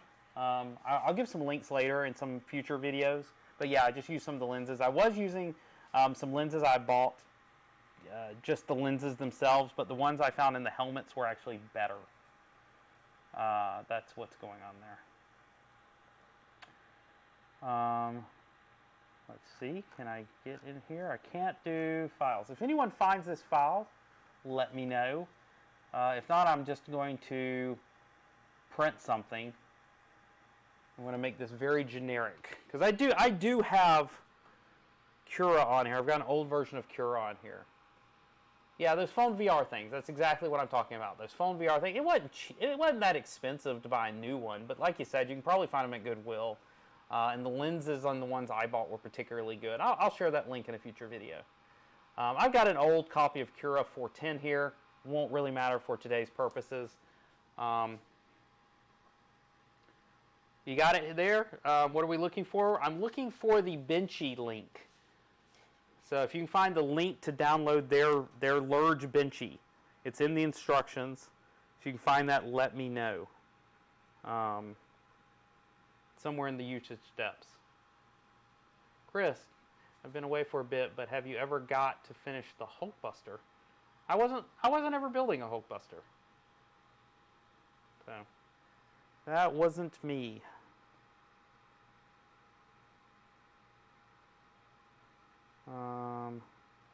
So I should have Cura just about up and running here. Let's just do this the old-fashioned way. How fast do they say this machine can print? I'm curious about that. Let's look that up real quick. So, according to the things, it will print. Do they have speed? Maybe they didn't actually say. 200 millimeters per second. Sure it will. Sure it will. HC wants a Hulkbuster. Okay, here's what we're going to do. We are going to take their specs. They actually do have the slicing information available they have the slicing information on their website, because I actually did pull that up, I think. So I'm going to go ahead and share my screen again. Manny says on community. It's on the community page. Did you save me at the last minute here, Manny? Where are we at? So let's go here. We go community. It is coming up. Give it a minute.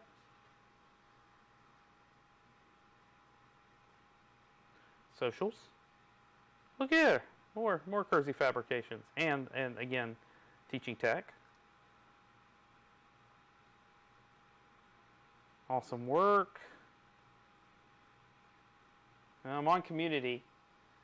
I don't see there's the social links, but I don't see any downloads. So, sorry, I still don't see. And support takes you to there. All right. I think somewhere I did have up, because I knew I put it in the description. I still don't see a Benchy. Click the board menu. I don't think it's going to be in the board menu. We can try this download just to see. Sorry, this is what you get when you do it live, folks.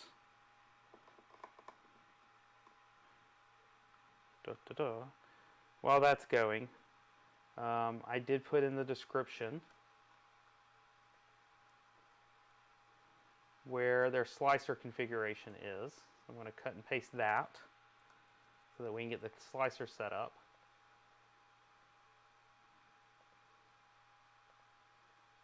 Okay. Okay. Let's go ahead and pull this one up. This is in the description. The build plate size is 180 by 180, height 180 as well. We're all heated up here. We're all ready to go. And I do have that.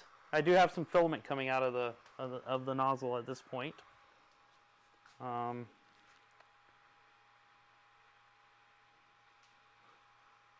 had this come up earlier. I know I did. So Let's just do it. All right, Cura. We're going to do a add printer. We're going to, I don't think it's going to be in here.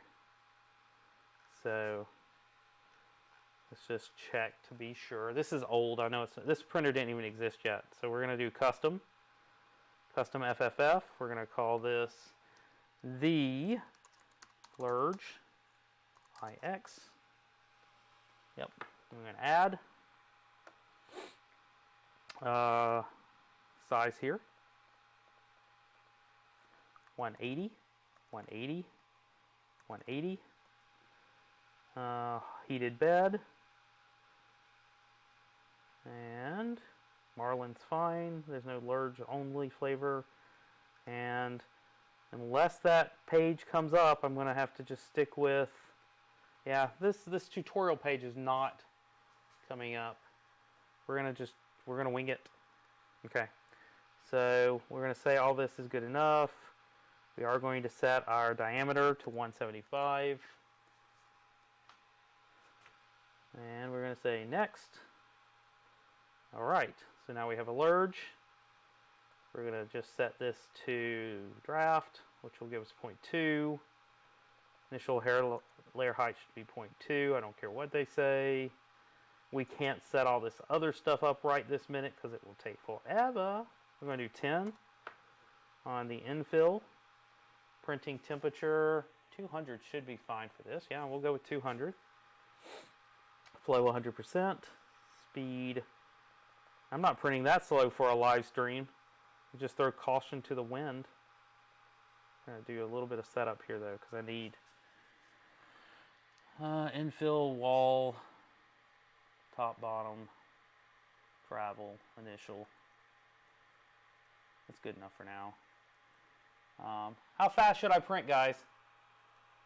What do we think? You gonna give me a temp, or excuse me, a speed? Says it'll go up to 200. Should we blow it out to try to do 200? We got an 80, seems pretty conservative. We got a 185, I like that. What do we think? It's interactive stream at this point. Any other takers for how fast we should print? I'll give you one more minute to weigh in. Over 9,000 now. You know what? Let's just start. Let's start at 100, and then we can increase the speed from there. Initial layer 50. Sounds pretty good. Okay, you got the page to open. Let's see if it came up for me ever. Nope. I'll refresh. That's probably going to make it worse. Back to Cura. We'll do 200. We'll do, well, you know, it's getting late. You've talked me into 150. 150 is as reasonable as I'm getting. We'll do a brim adhesion. We're printing at 200 temp. Build plate 60. We're just going to go with that. Okay, I do need a model, but I'm not going to show you my full assets. Do we want to do a benchy, or let's do something else? What are we thinking? What are you feeling, guys? I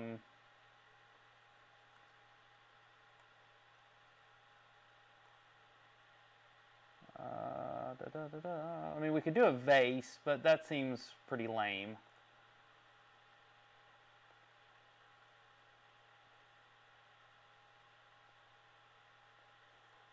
Oh, I crashed Cura.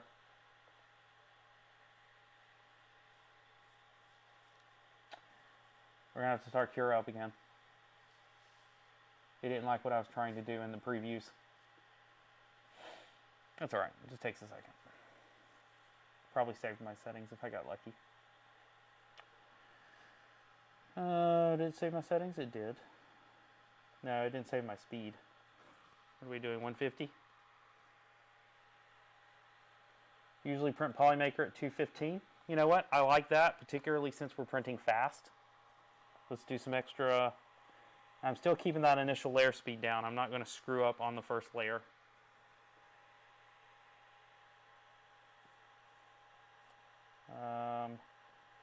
Enable retraction. Yes, please. I don't know what retraction I should be using. Let's see, what are the default retraction speeds? 6.5, 25. We can go probably a little faster on the retractions, I'm hoping. Let's take it up to 60. Okay. Yeah. Okay. Let's try this again. Again, I'm not putting that there. I'm going to find it. Let's just do a benchy.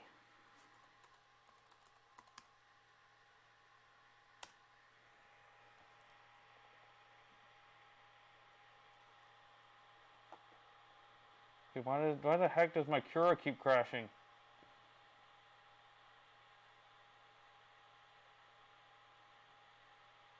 I'm dropping people off here. Everyone's like, I just wanted to see it print. We're not even getting that far, Chris. What the heck? I know. I expected it to already be going too. But it's not. Try one more time.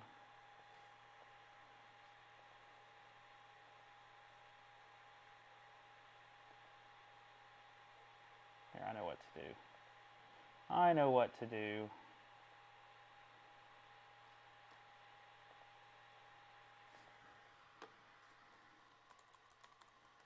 I'm going to drag it in.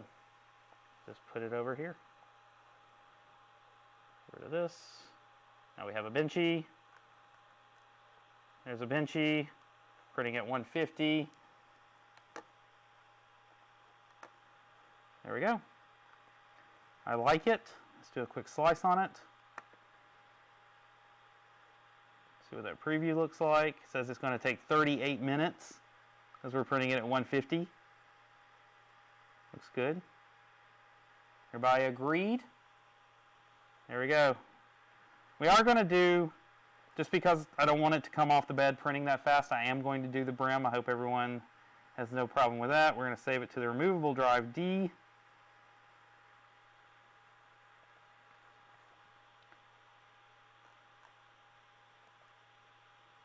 All right.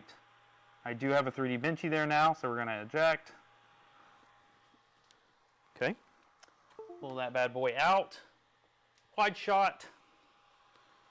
Okay. There we go. All right. So, USB drive.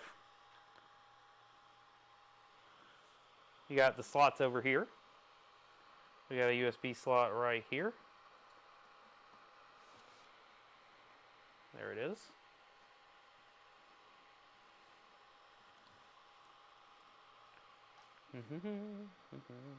All right, there we go. We good?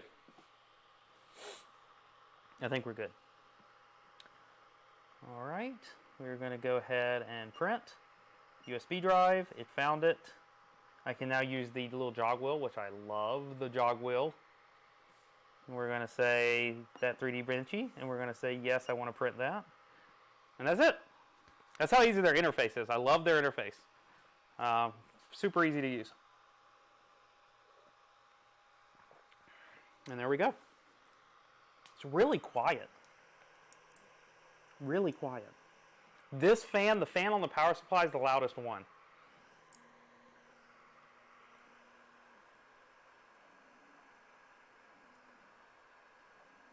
There you go. You're going to need closer view, aren't you? But it's going. And now my blue is coming out. The yellow started because the yellow was in there. Cool. I love it. Let's go ahead and get you closer in. I'm not going to try to make you sick here, so just... No, it only pooped because of what was already there. Ignore that. I'll cut that off in a minute. Let me go ahead and get you closer.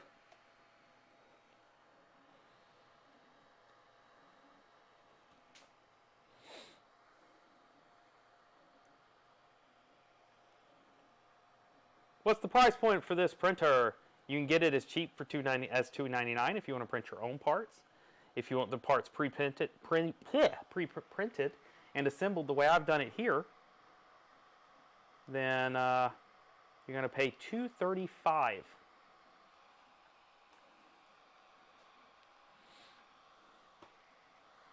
to get you a little bit more light as well. I can do that on my phone.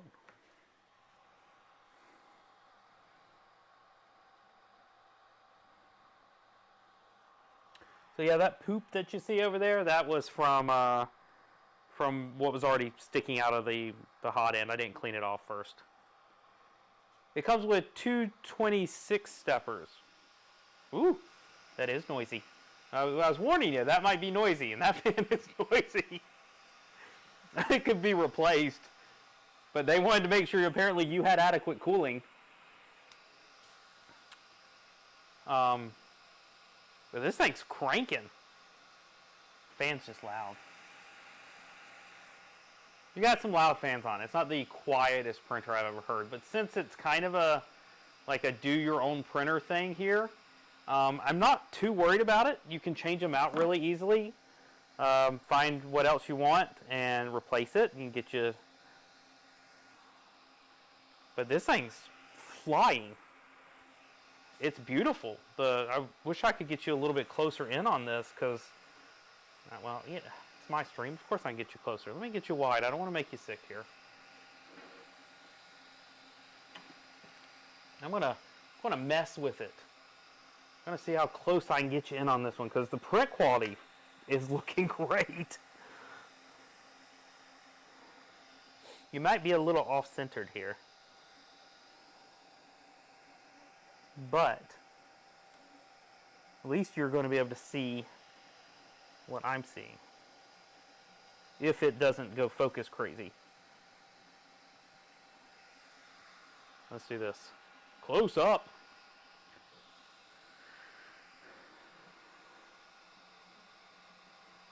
The quality. I'll speed it up in a minute. Let's go the 150 route for now.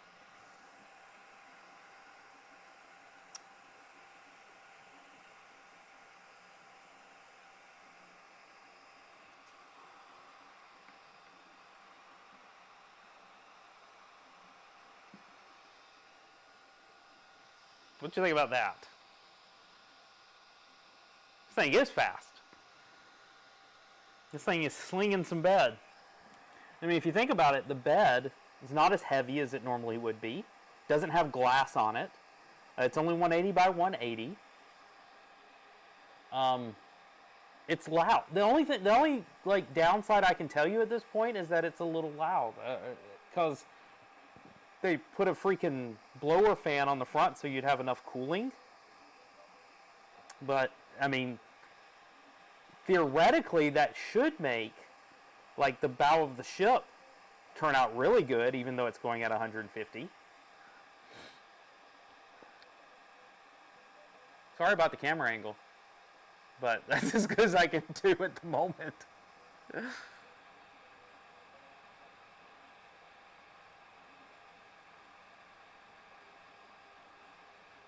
Does the infill look separated? No, well, maybe a little bit. Infill may have a little bit of separation.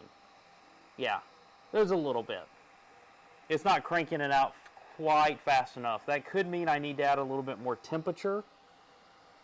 You know, this is the first test print. I went nuts on it.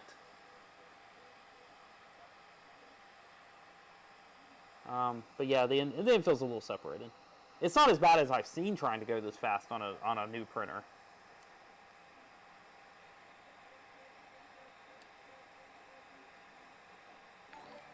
Could need like I said, could need a little adjustments.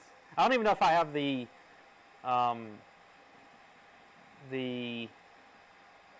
retraction set exactly right either.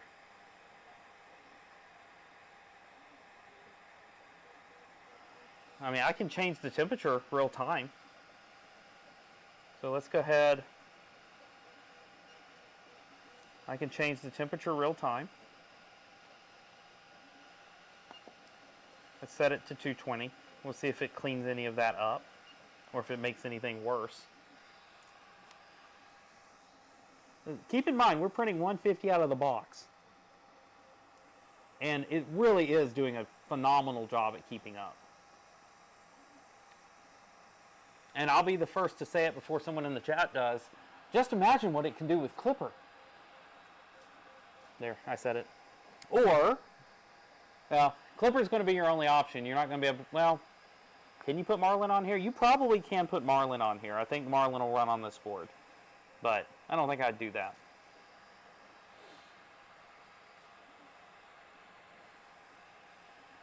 Let's see, is that cleaning up anything? I don't know if I'm seeing, no, I don't think, am I seeing the separation anymore? It's hard for me to tell.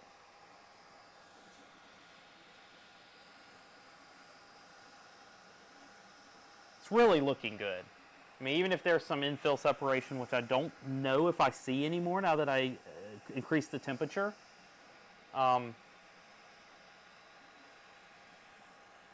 But it's flying.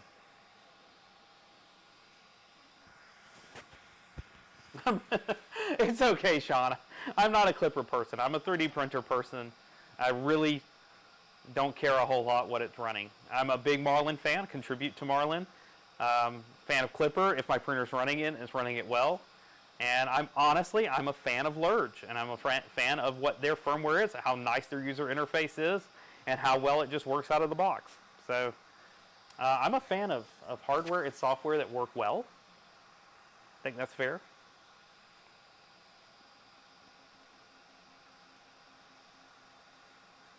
So we're doing Polymaker here. We've got running at 220 right now because of how fast we're printing.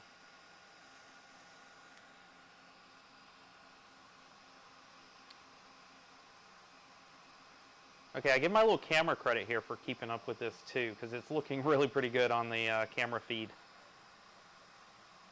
given how fast I'm printing. Let me back up just a little, give you a sense of how fast this is going.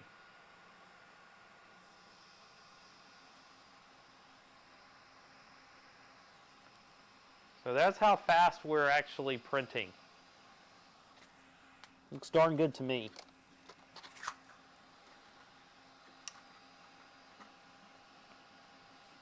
About to add some extra lighting, like a seasoned pro, which I clearly am.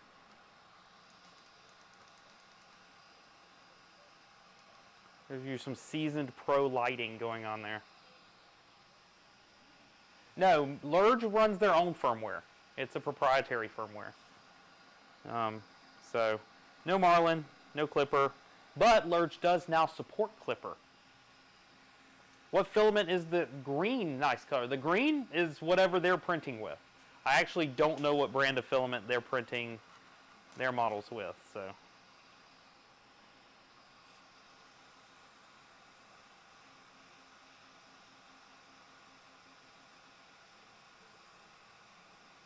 How's that working for you? You're going to kind of go in and out of focus here because it's printing so quickly. But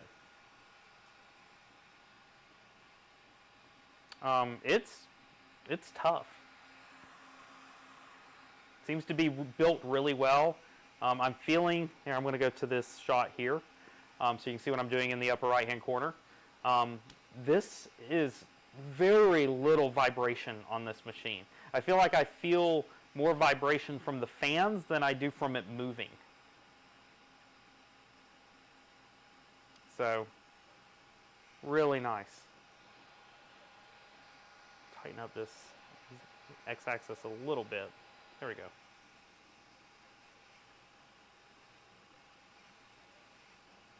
Yeah. Back it up one more time. You can see kind of how it's going.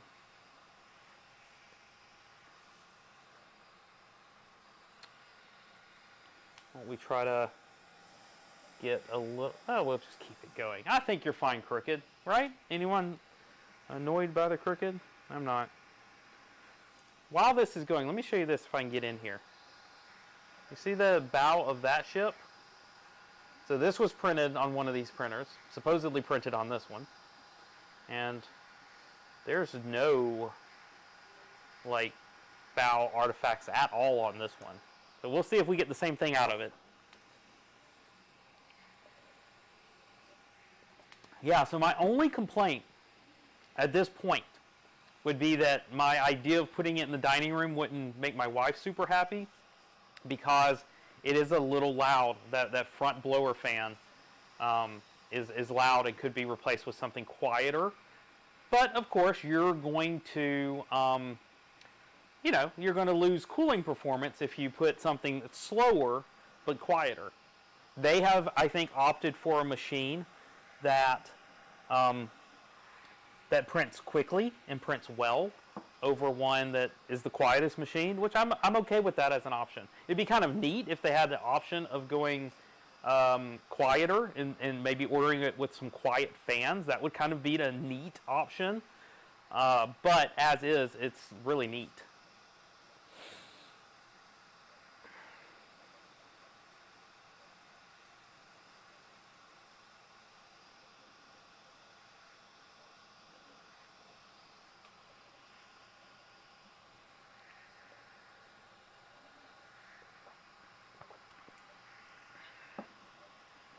At this rate, we are getting some mighty fine speed out of here. I'm trying to look at it first person, see what I think.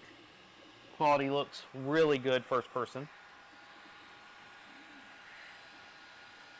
Infill looks pretty good for going this fast. That little temperature I increased did to it definitely helped the infill. If there's any noise in that infill or slipping in that infill, I'm not seeing a whole lot of it. So the little temperature increase was pretty good. It is really fast for the money. This thing's flying. I really wish at this point that I had a Prusa Mini to compare it to, because that would be the printer you'd want to compare this one to. Because this is going really well. We can go faster, can't we? See, if we go faster, you increase a bunch of different speeds. Speed multiplier. Let me see.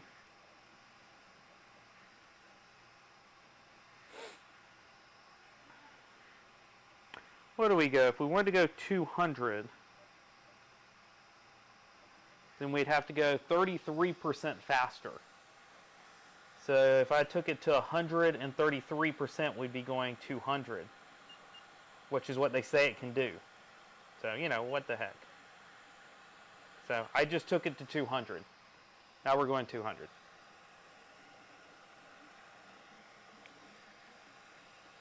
And now we're flying.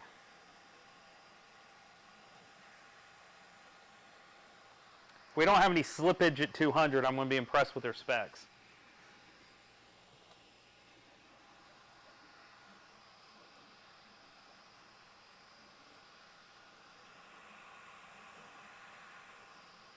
So about halfway up, remember, we were done with just about done with the back of the ship, was where we switched it to 200.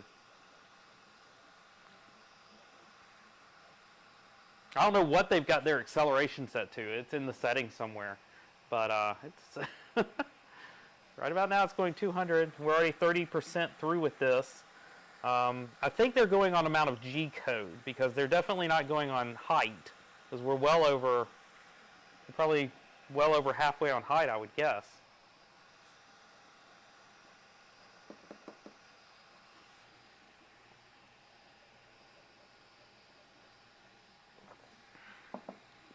I might have me a new little desktop prototype machine here, because this is nice. How long can it go at 200? I don't know. It's going 200 and doesn't appear to be breaking a sweat. There's no slipping going on that I can tell. Extruder's doing fine. I'm not hearing any slipping on the extruder. I'm trying to fill the extruder right now to see if I feel anything. But the retractions are really clean. So far, nothing's popped off. They've got some nice things going on here. I talked about the Z-axis chain. There's also a Y-axis chain, which is down here, down here. So I don't think it's going to have any problems. Tighten up these I didn't talk about this, but there are tighteners, like belt tighteners here, down at this end down here, and there's one for the Y-axis as well. 3D printed belt tighteners. And so I did a little real-time tightening.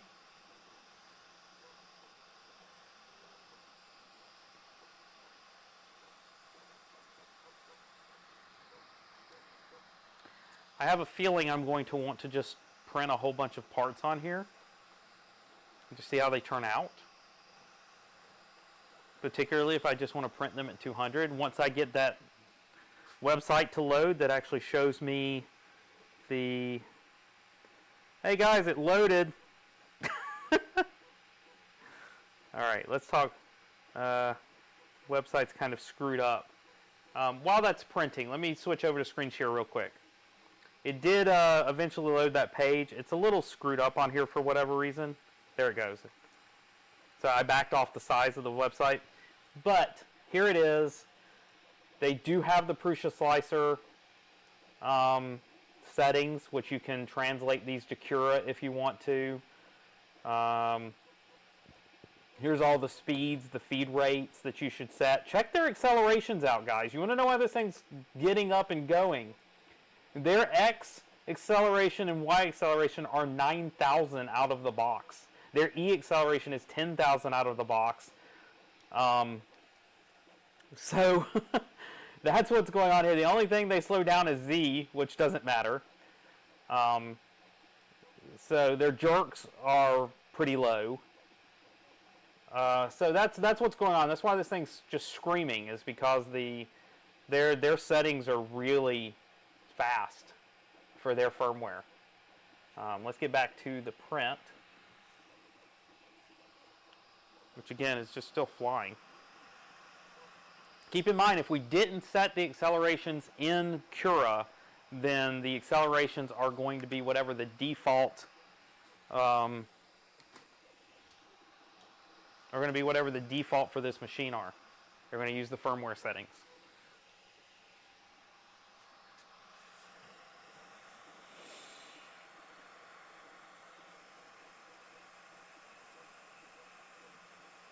I don't think it's bright enough. What, the green, the blue, or just my lighting? Just, whoop. There we go. A little less, I guess, blurry. I don't know. Someone will now complain that I turned it down. The green. You know what? It almost glows in the dark.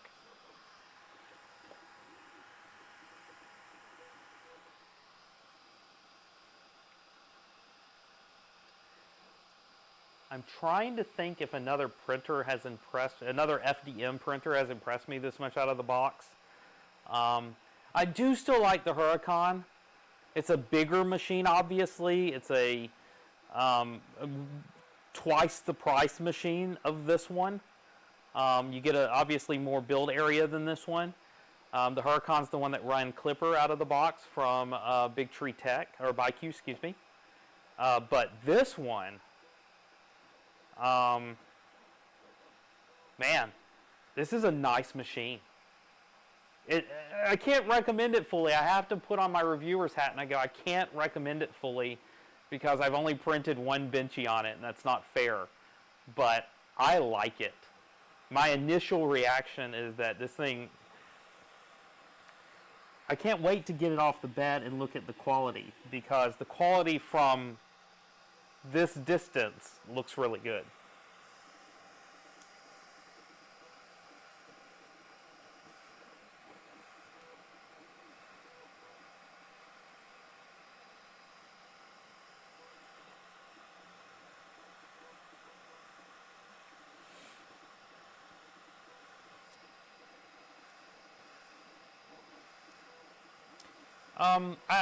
I've got a question. Have I looked into arc overhang printing techniques? I've been looking into it. I haven't tried any of them myself. I know there's some new technologies coming out, some slicers that are playing with it. I haven't personally ran any test prints yet. I've seen some really good ones on Twitter. I trust the people that printed them, so I haven't done it myself. You're welcome, HC. I appreciate it. I'm glad you're enjoying it. That's what I do these for, just hang out with you guys, to be honest. Total honest answer. I do this to hang out with the community. I don't do it for the printers. The printers are nice. The printers are fun. I do this to hang out with the printers, to hang out with the community. Just doing what we enjoy, and it's great. Does it glow in the dark? No, it won't glow in the dark. This is just green. I'm glad to see so many people hanging out on a Thursday night. 50 viewers, been about the average for the stream all night long, and it's been fantastic having you all here, hanging out for so long. Be sure to like this video if you haven't already. Obviously, if you want to re-watch any of this tomorrow, it will be still available on my channel. I've enjoyed this so much, I might actually pull this one down, do some hot cuts off of it, because, like, still impressed at this printing. Let's see. Let's see what happens if I try to go closer. Will it freak out? It's going to have a tough time focusing on that moving target. So I'm going to leave it tight there for a minute, but you're not going to be able to see anything. It doesn't want to focus on something that close that won't sit still. So I'm going to probably have to leave it right about there.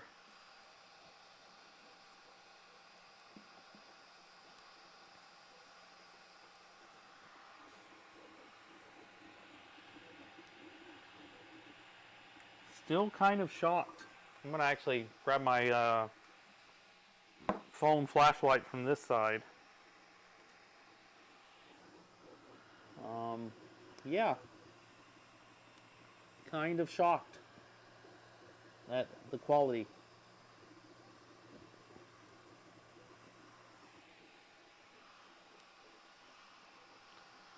Do I prefer Core X while... Do I prefer Core XY over traditional style? It depends. So if I want a, just as fast as possible printer, I think that Core XY has been kind of proven out at this point. I've got an Ender 6 over here I need to finish refurbing that I loved until the firmware took a crap. So yeah, but like on something like this, Core XY would make this printer a lot bigger, a lot bulkier. Obviously, people have built small little Core XYs, but like this is just great the way it is. So I don't think I would mess with this in terms of like a Core XY.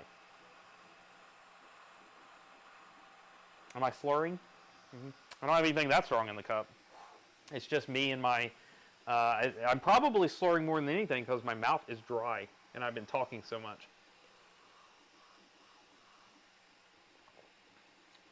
I do not have any Bamboo Labs printers.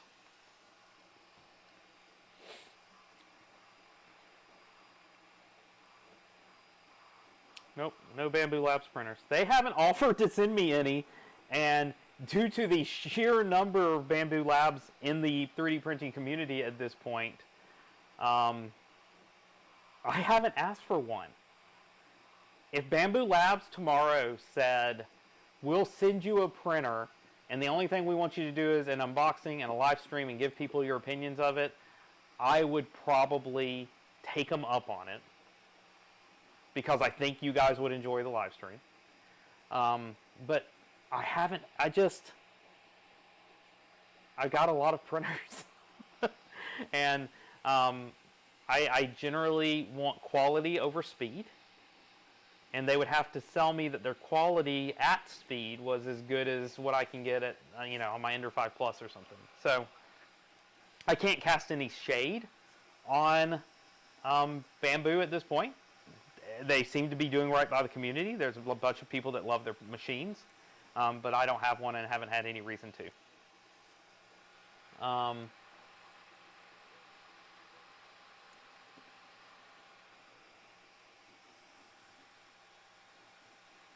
still sort of new to the hobby. I'm using an Anycubic Cobra Plus at the moment and love it. Yeah, Anycubic seems to make some really good FDMs in this generation of their printers. I've heard that a lot of people like the new Anycubic Cobras of different models. I don't have a Cobra. The only Anycubics I've got are their resin machines that are over here next to me.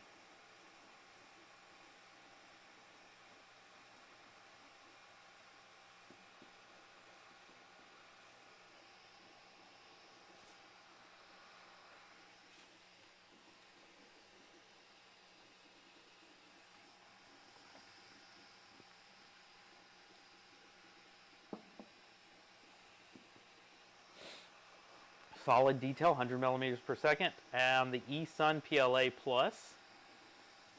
eSun recently contacted me wanting me to review some of their filament. Well, I don't do filament reviews per se because they don't get any views. No one wants to watch anyone review filament, apparently.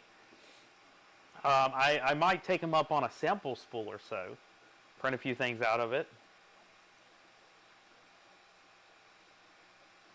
But I haven't printed with eSun. I know a lot of people swear by them, though.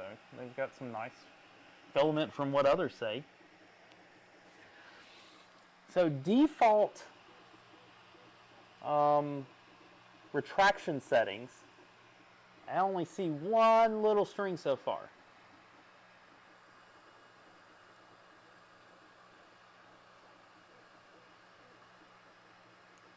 Like Sean with his $5 a spool eSun.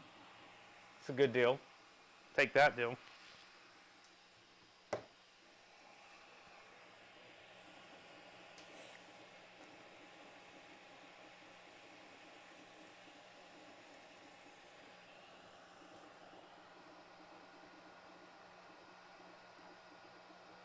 So again, we're at 200 millimeters per second at this point.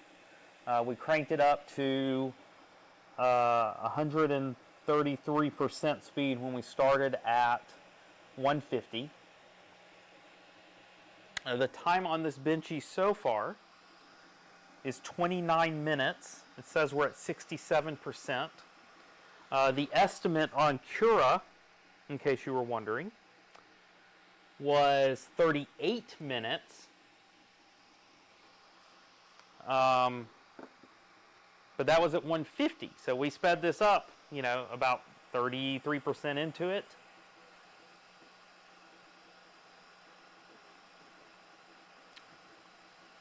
I'm really tempted to look up the settings that people use for speed benchies and to try to do a speed benchy on this when I get off later.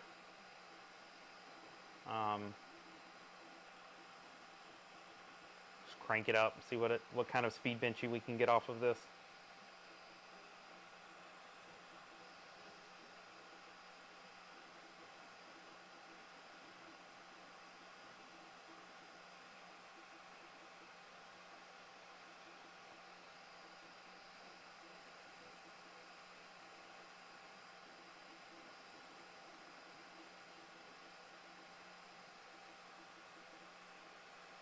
%, we're at 30 minutes.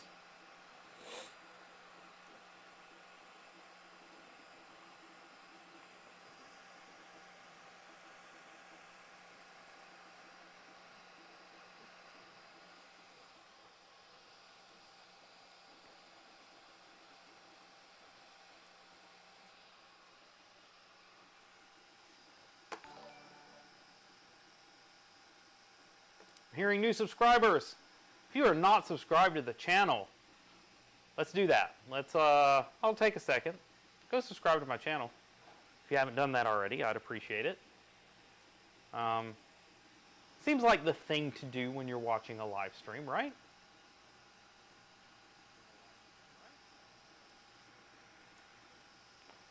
I'm gonna hop over to Twitter real fast and make sure I post this live stream.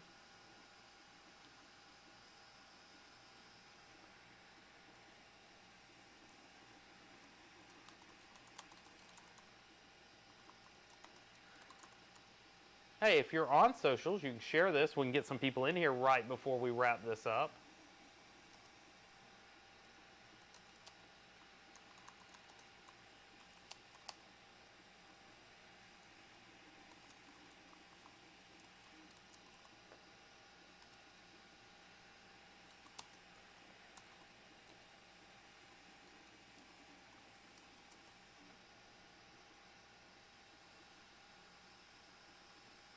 All right. I just put it, if you are on Twitter and you can share my latest Twitter post, go check that out.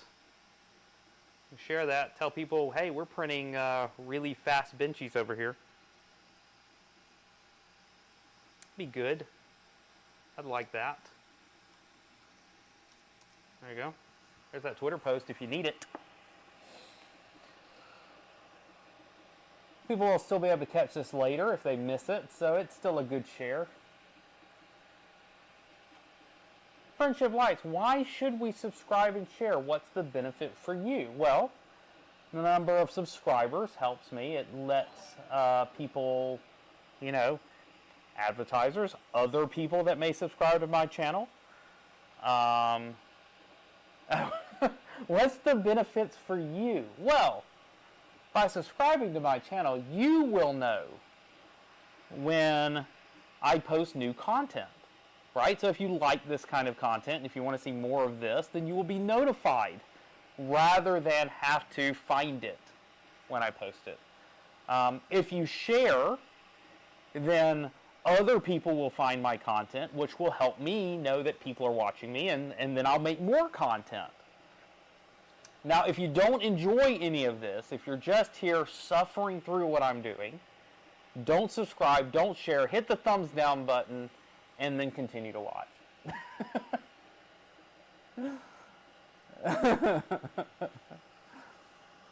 So, honestly, the benefits to you is that you get notified if you subscribe. Sharing brings more people into the channel, which does help me make more content. Thank you so much. I appreciate that. Friendship is a convert, and Friendship is subscribed. I appreciate it very much. What type of rollers are on that X gantry? They're little small rollers. They're like rollers like you'd find on any other printer, Delrin or whatever plastic they're made out of. But they are smaller. They're a lot smaller.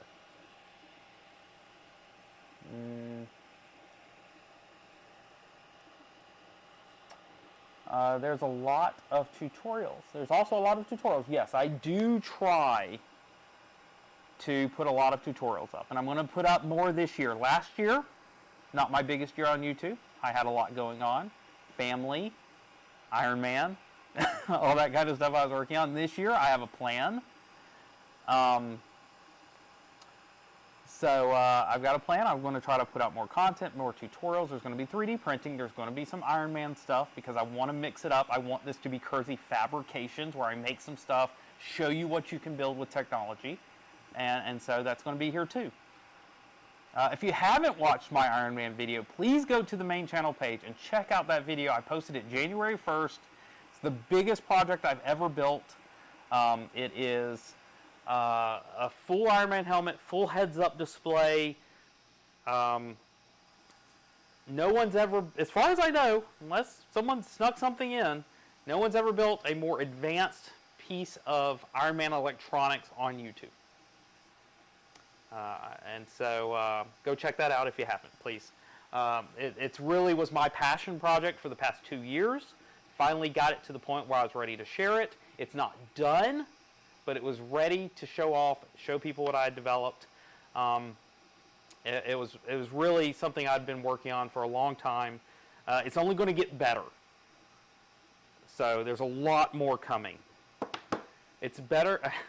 So, first of all, before I say anything, love the Hacksmith video. At the end of my video, I thank the Hacksmith for what he's already contributed to the community. But yes, my heads-up display is leaps and bounds more than what he did a few years back. Keep in mind, he did his like 3 years ago, at least. Maybe longer than that, maybe like 4 years ago. So mine's a lot more technology, a lot newer. It's got a fully functional heads-up display. Every instrument in the heads-up display in my helmet is fully functional. It is stereo vision. You are fully encased in it. You're not seeing out of the helmet at all. You're just using displays. So yeah, love the Hacksmith. His stuff definitely inspired what I built, but mine is next level.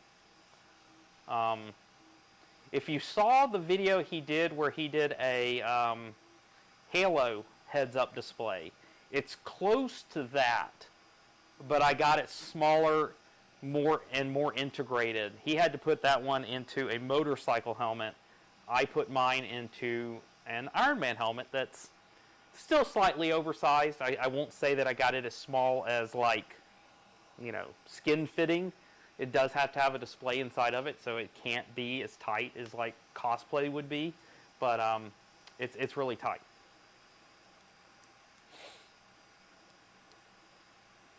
Thank you, Manny. Thank you very much. I appreciate it. Have you heard of the Makers channel on Roku? No, I haven't. You should be on it. Thank you so much. I'll take that as a compliment, even though I haven't seen it. I do have a Roku, so I will go check that out. There's a Makers channel. I'm looking forward to that now. There's also new BattleBots. Anyone that's a BattleBots fan, there's a new BattleBots season starting tonight. I'm looking forward to going to watch that with my wife probably after we're done here. Going to watch that. I've got Discovery Plus, and so that should be fantastic without commercials.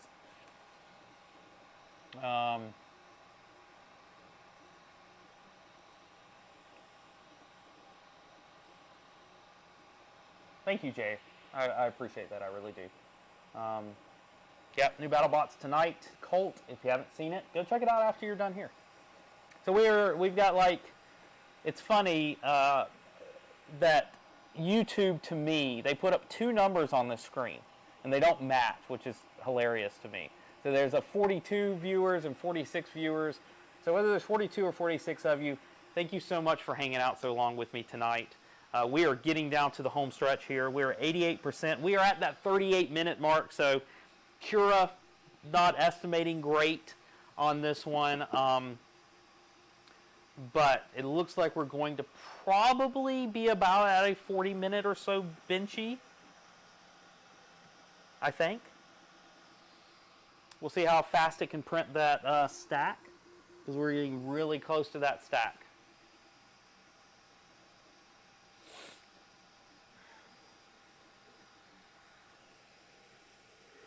And just in time, I am out of a beverage. Getting very close to done here.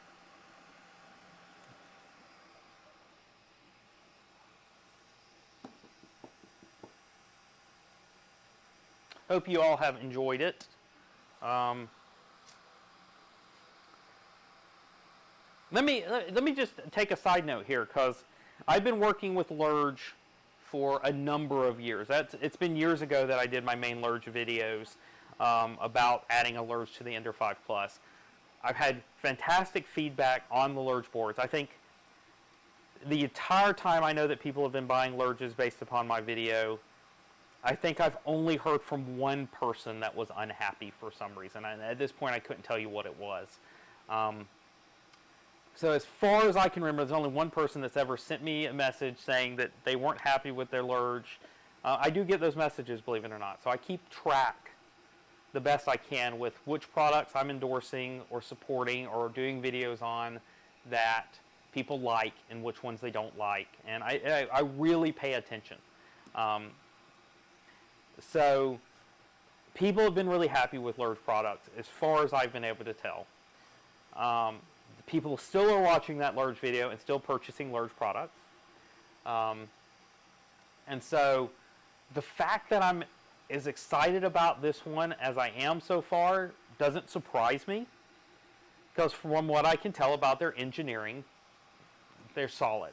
Again, all the 3D printed parts on this one look fantastic.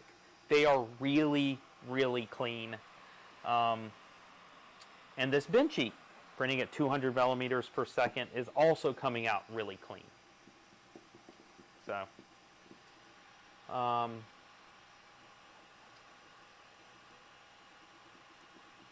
yes. So Manny, I'm happy with it. I'm excited about it. I'm going to keep playing with it. I'm going to do some prints on it, just like I did with the BiQ. I keep talking about the BiQ a little bit. I don't want to step on Lerdge here. I'm going to keep speaking up Lerdge. Last printer I tested was the BiQ, and I've been happy with those. I've been printing on those. There's more coming about those printers. This is in a different class as far as I'm concerned. It's half the price. It is running at speed without all of the extra cost. The quality of the prints are looking great. We are finishing up this one right now. It's printing that smokestack. And this is a nice desktop size printer. It's got fantastic documentation from what I've seen. This great printed documentation. Their website, they could move their website offshores to the US or something, get a little bit faster servers so we wouldn't have the pain. But their website does seem to come up. And I mean, I showed you, I did eventually get on, even though it was giving me some problems earlier. But if you think you might want one of these printers, go check out their website. You can order it directly. They have, they had 3 different warehouses. If you're in the US, Russia, and one other warehouse, excuse me that I forgot the third country, go check it out. See if this is worth you investing a couple of $100s in. I'm going to be posting more, so if you're not sure yet, that's absolutely fantastic. I agree with you. You know, wait to hear some more love on this. But so far, really happy with how it's printing. We're going to take a look at it here in a minute when it's done. We get to test out that PEI build plate. Free shipping on this, I mentioned that.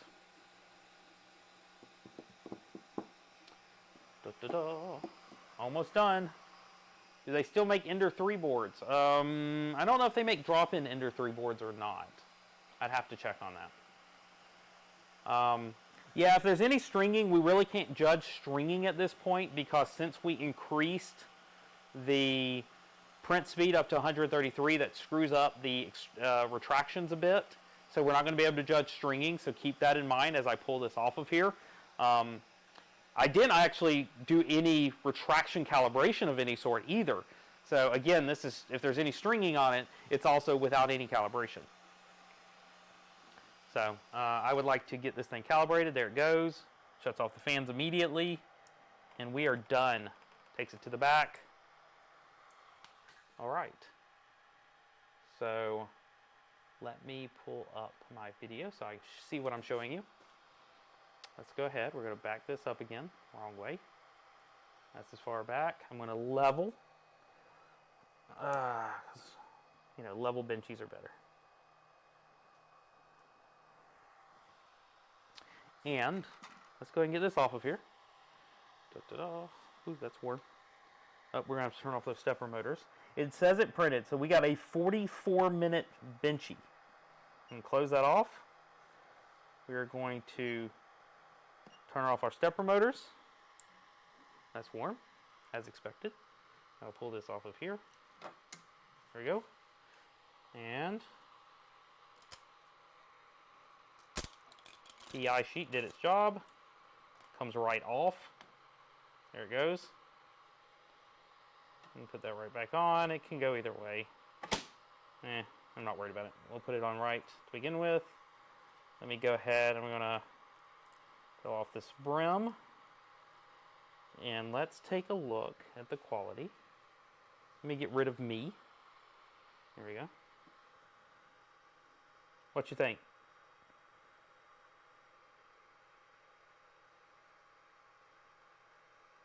I did print this off of USB.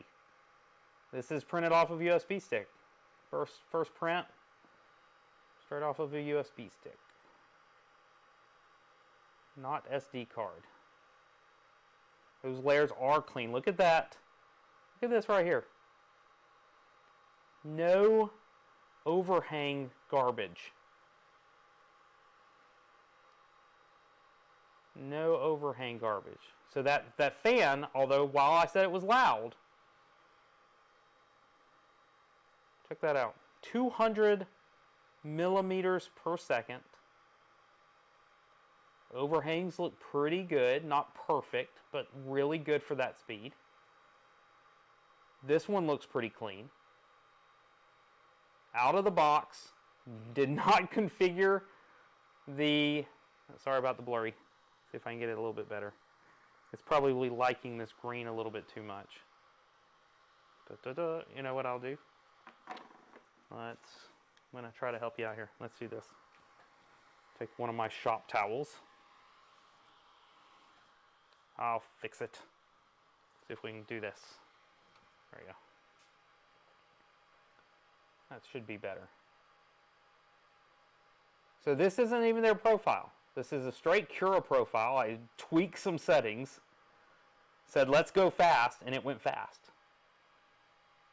Again, check out the bow of that ship. You can read the bottom a little bit. I didn't have time to again tweak that first layer either. See, these are just the layer switches. That's where it chose to put them. That's Cura. We can you read the back here? I can feel like, there it is. Look at that. You can even almost read the back writing.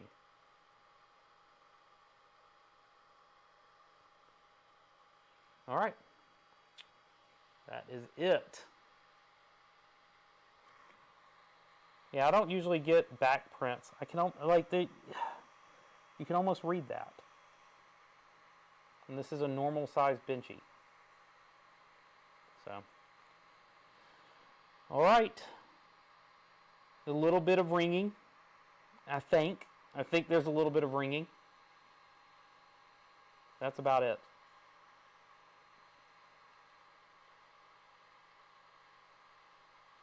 Okie dokie.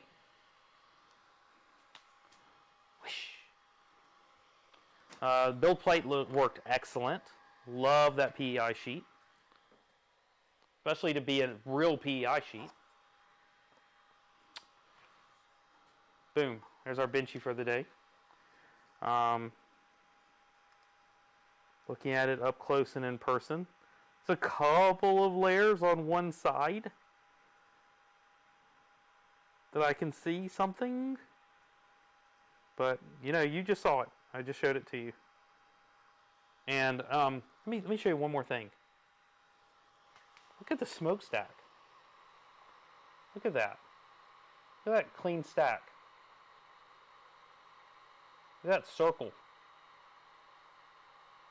It's a really clean circle. Also, keep in mind, I didn't even adjust any of the retraction.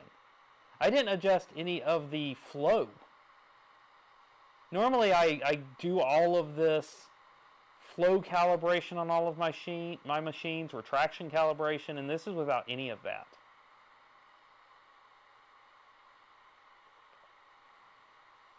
Yeah, see, there's the ringing. You can get a little bit of it right there. Like you said, throw a clipper on here and see what I can get. Okay. Oop. There's the shot of the day. All right. So that is going to be about it for me tonight. I have almost run till midnight, which is about what I expected. At least the machine, though, did not keep me late. The machine ran beautifully. I want to send a special shout out to Lerdge for sending me this printer over. Like I said, sorry I didn't get it out before the holidays, but I'm really, really happy to have it now. And I'm happy to play with it because it has been a ton of fun. So as Colt has said, he's off to go watch the Iron Man video. I appreciate that. If you haven't seen the Iron Man video, go check it out. It's been my 2 years labor of love on that video. It's a little over 30 minutes, but I have been told, and I'm being honest, I have been told it's the fastest 30-minute YouTube video you've ever watched. So thank you all for hanging out with me tonight. Again, thank you to Lerdge for sending over the machine. There will be more of this content, probably in the form of shorts, probably in the form of Instagram, so go follow me on Instagram as well. If you haven't subscribed and rung the bell on this channel, please be sure to do that, and then you'll get notifications on everything. But that's going to be it for tonight. I think I'm going to be doing another one next Thursday. I'm not giving you all the information on that yet because I want to be sure that I'm doing one next Thursday. So, but if you don't have anything next Thursday night, be sure to tune in to the channel, to my socials, and I will let you know more about that. Thank you, Manny, very much. Good night to you, Bob. Bigfoot to Infinites, Shaw, Dell, Pygar. Thank you so much again, Pygar, for being a mod tonight. I really, really appreciate that. And thank you all. Thanks for watching. And this has been Kersey Fabrications as usual. And I will see you in the next video.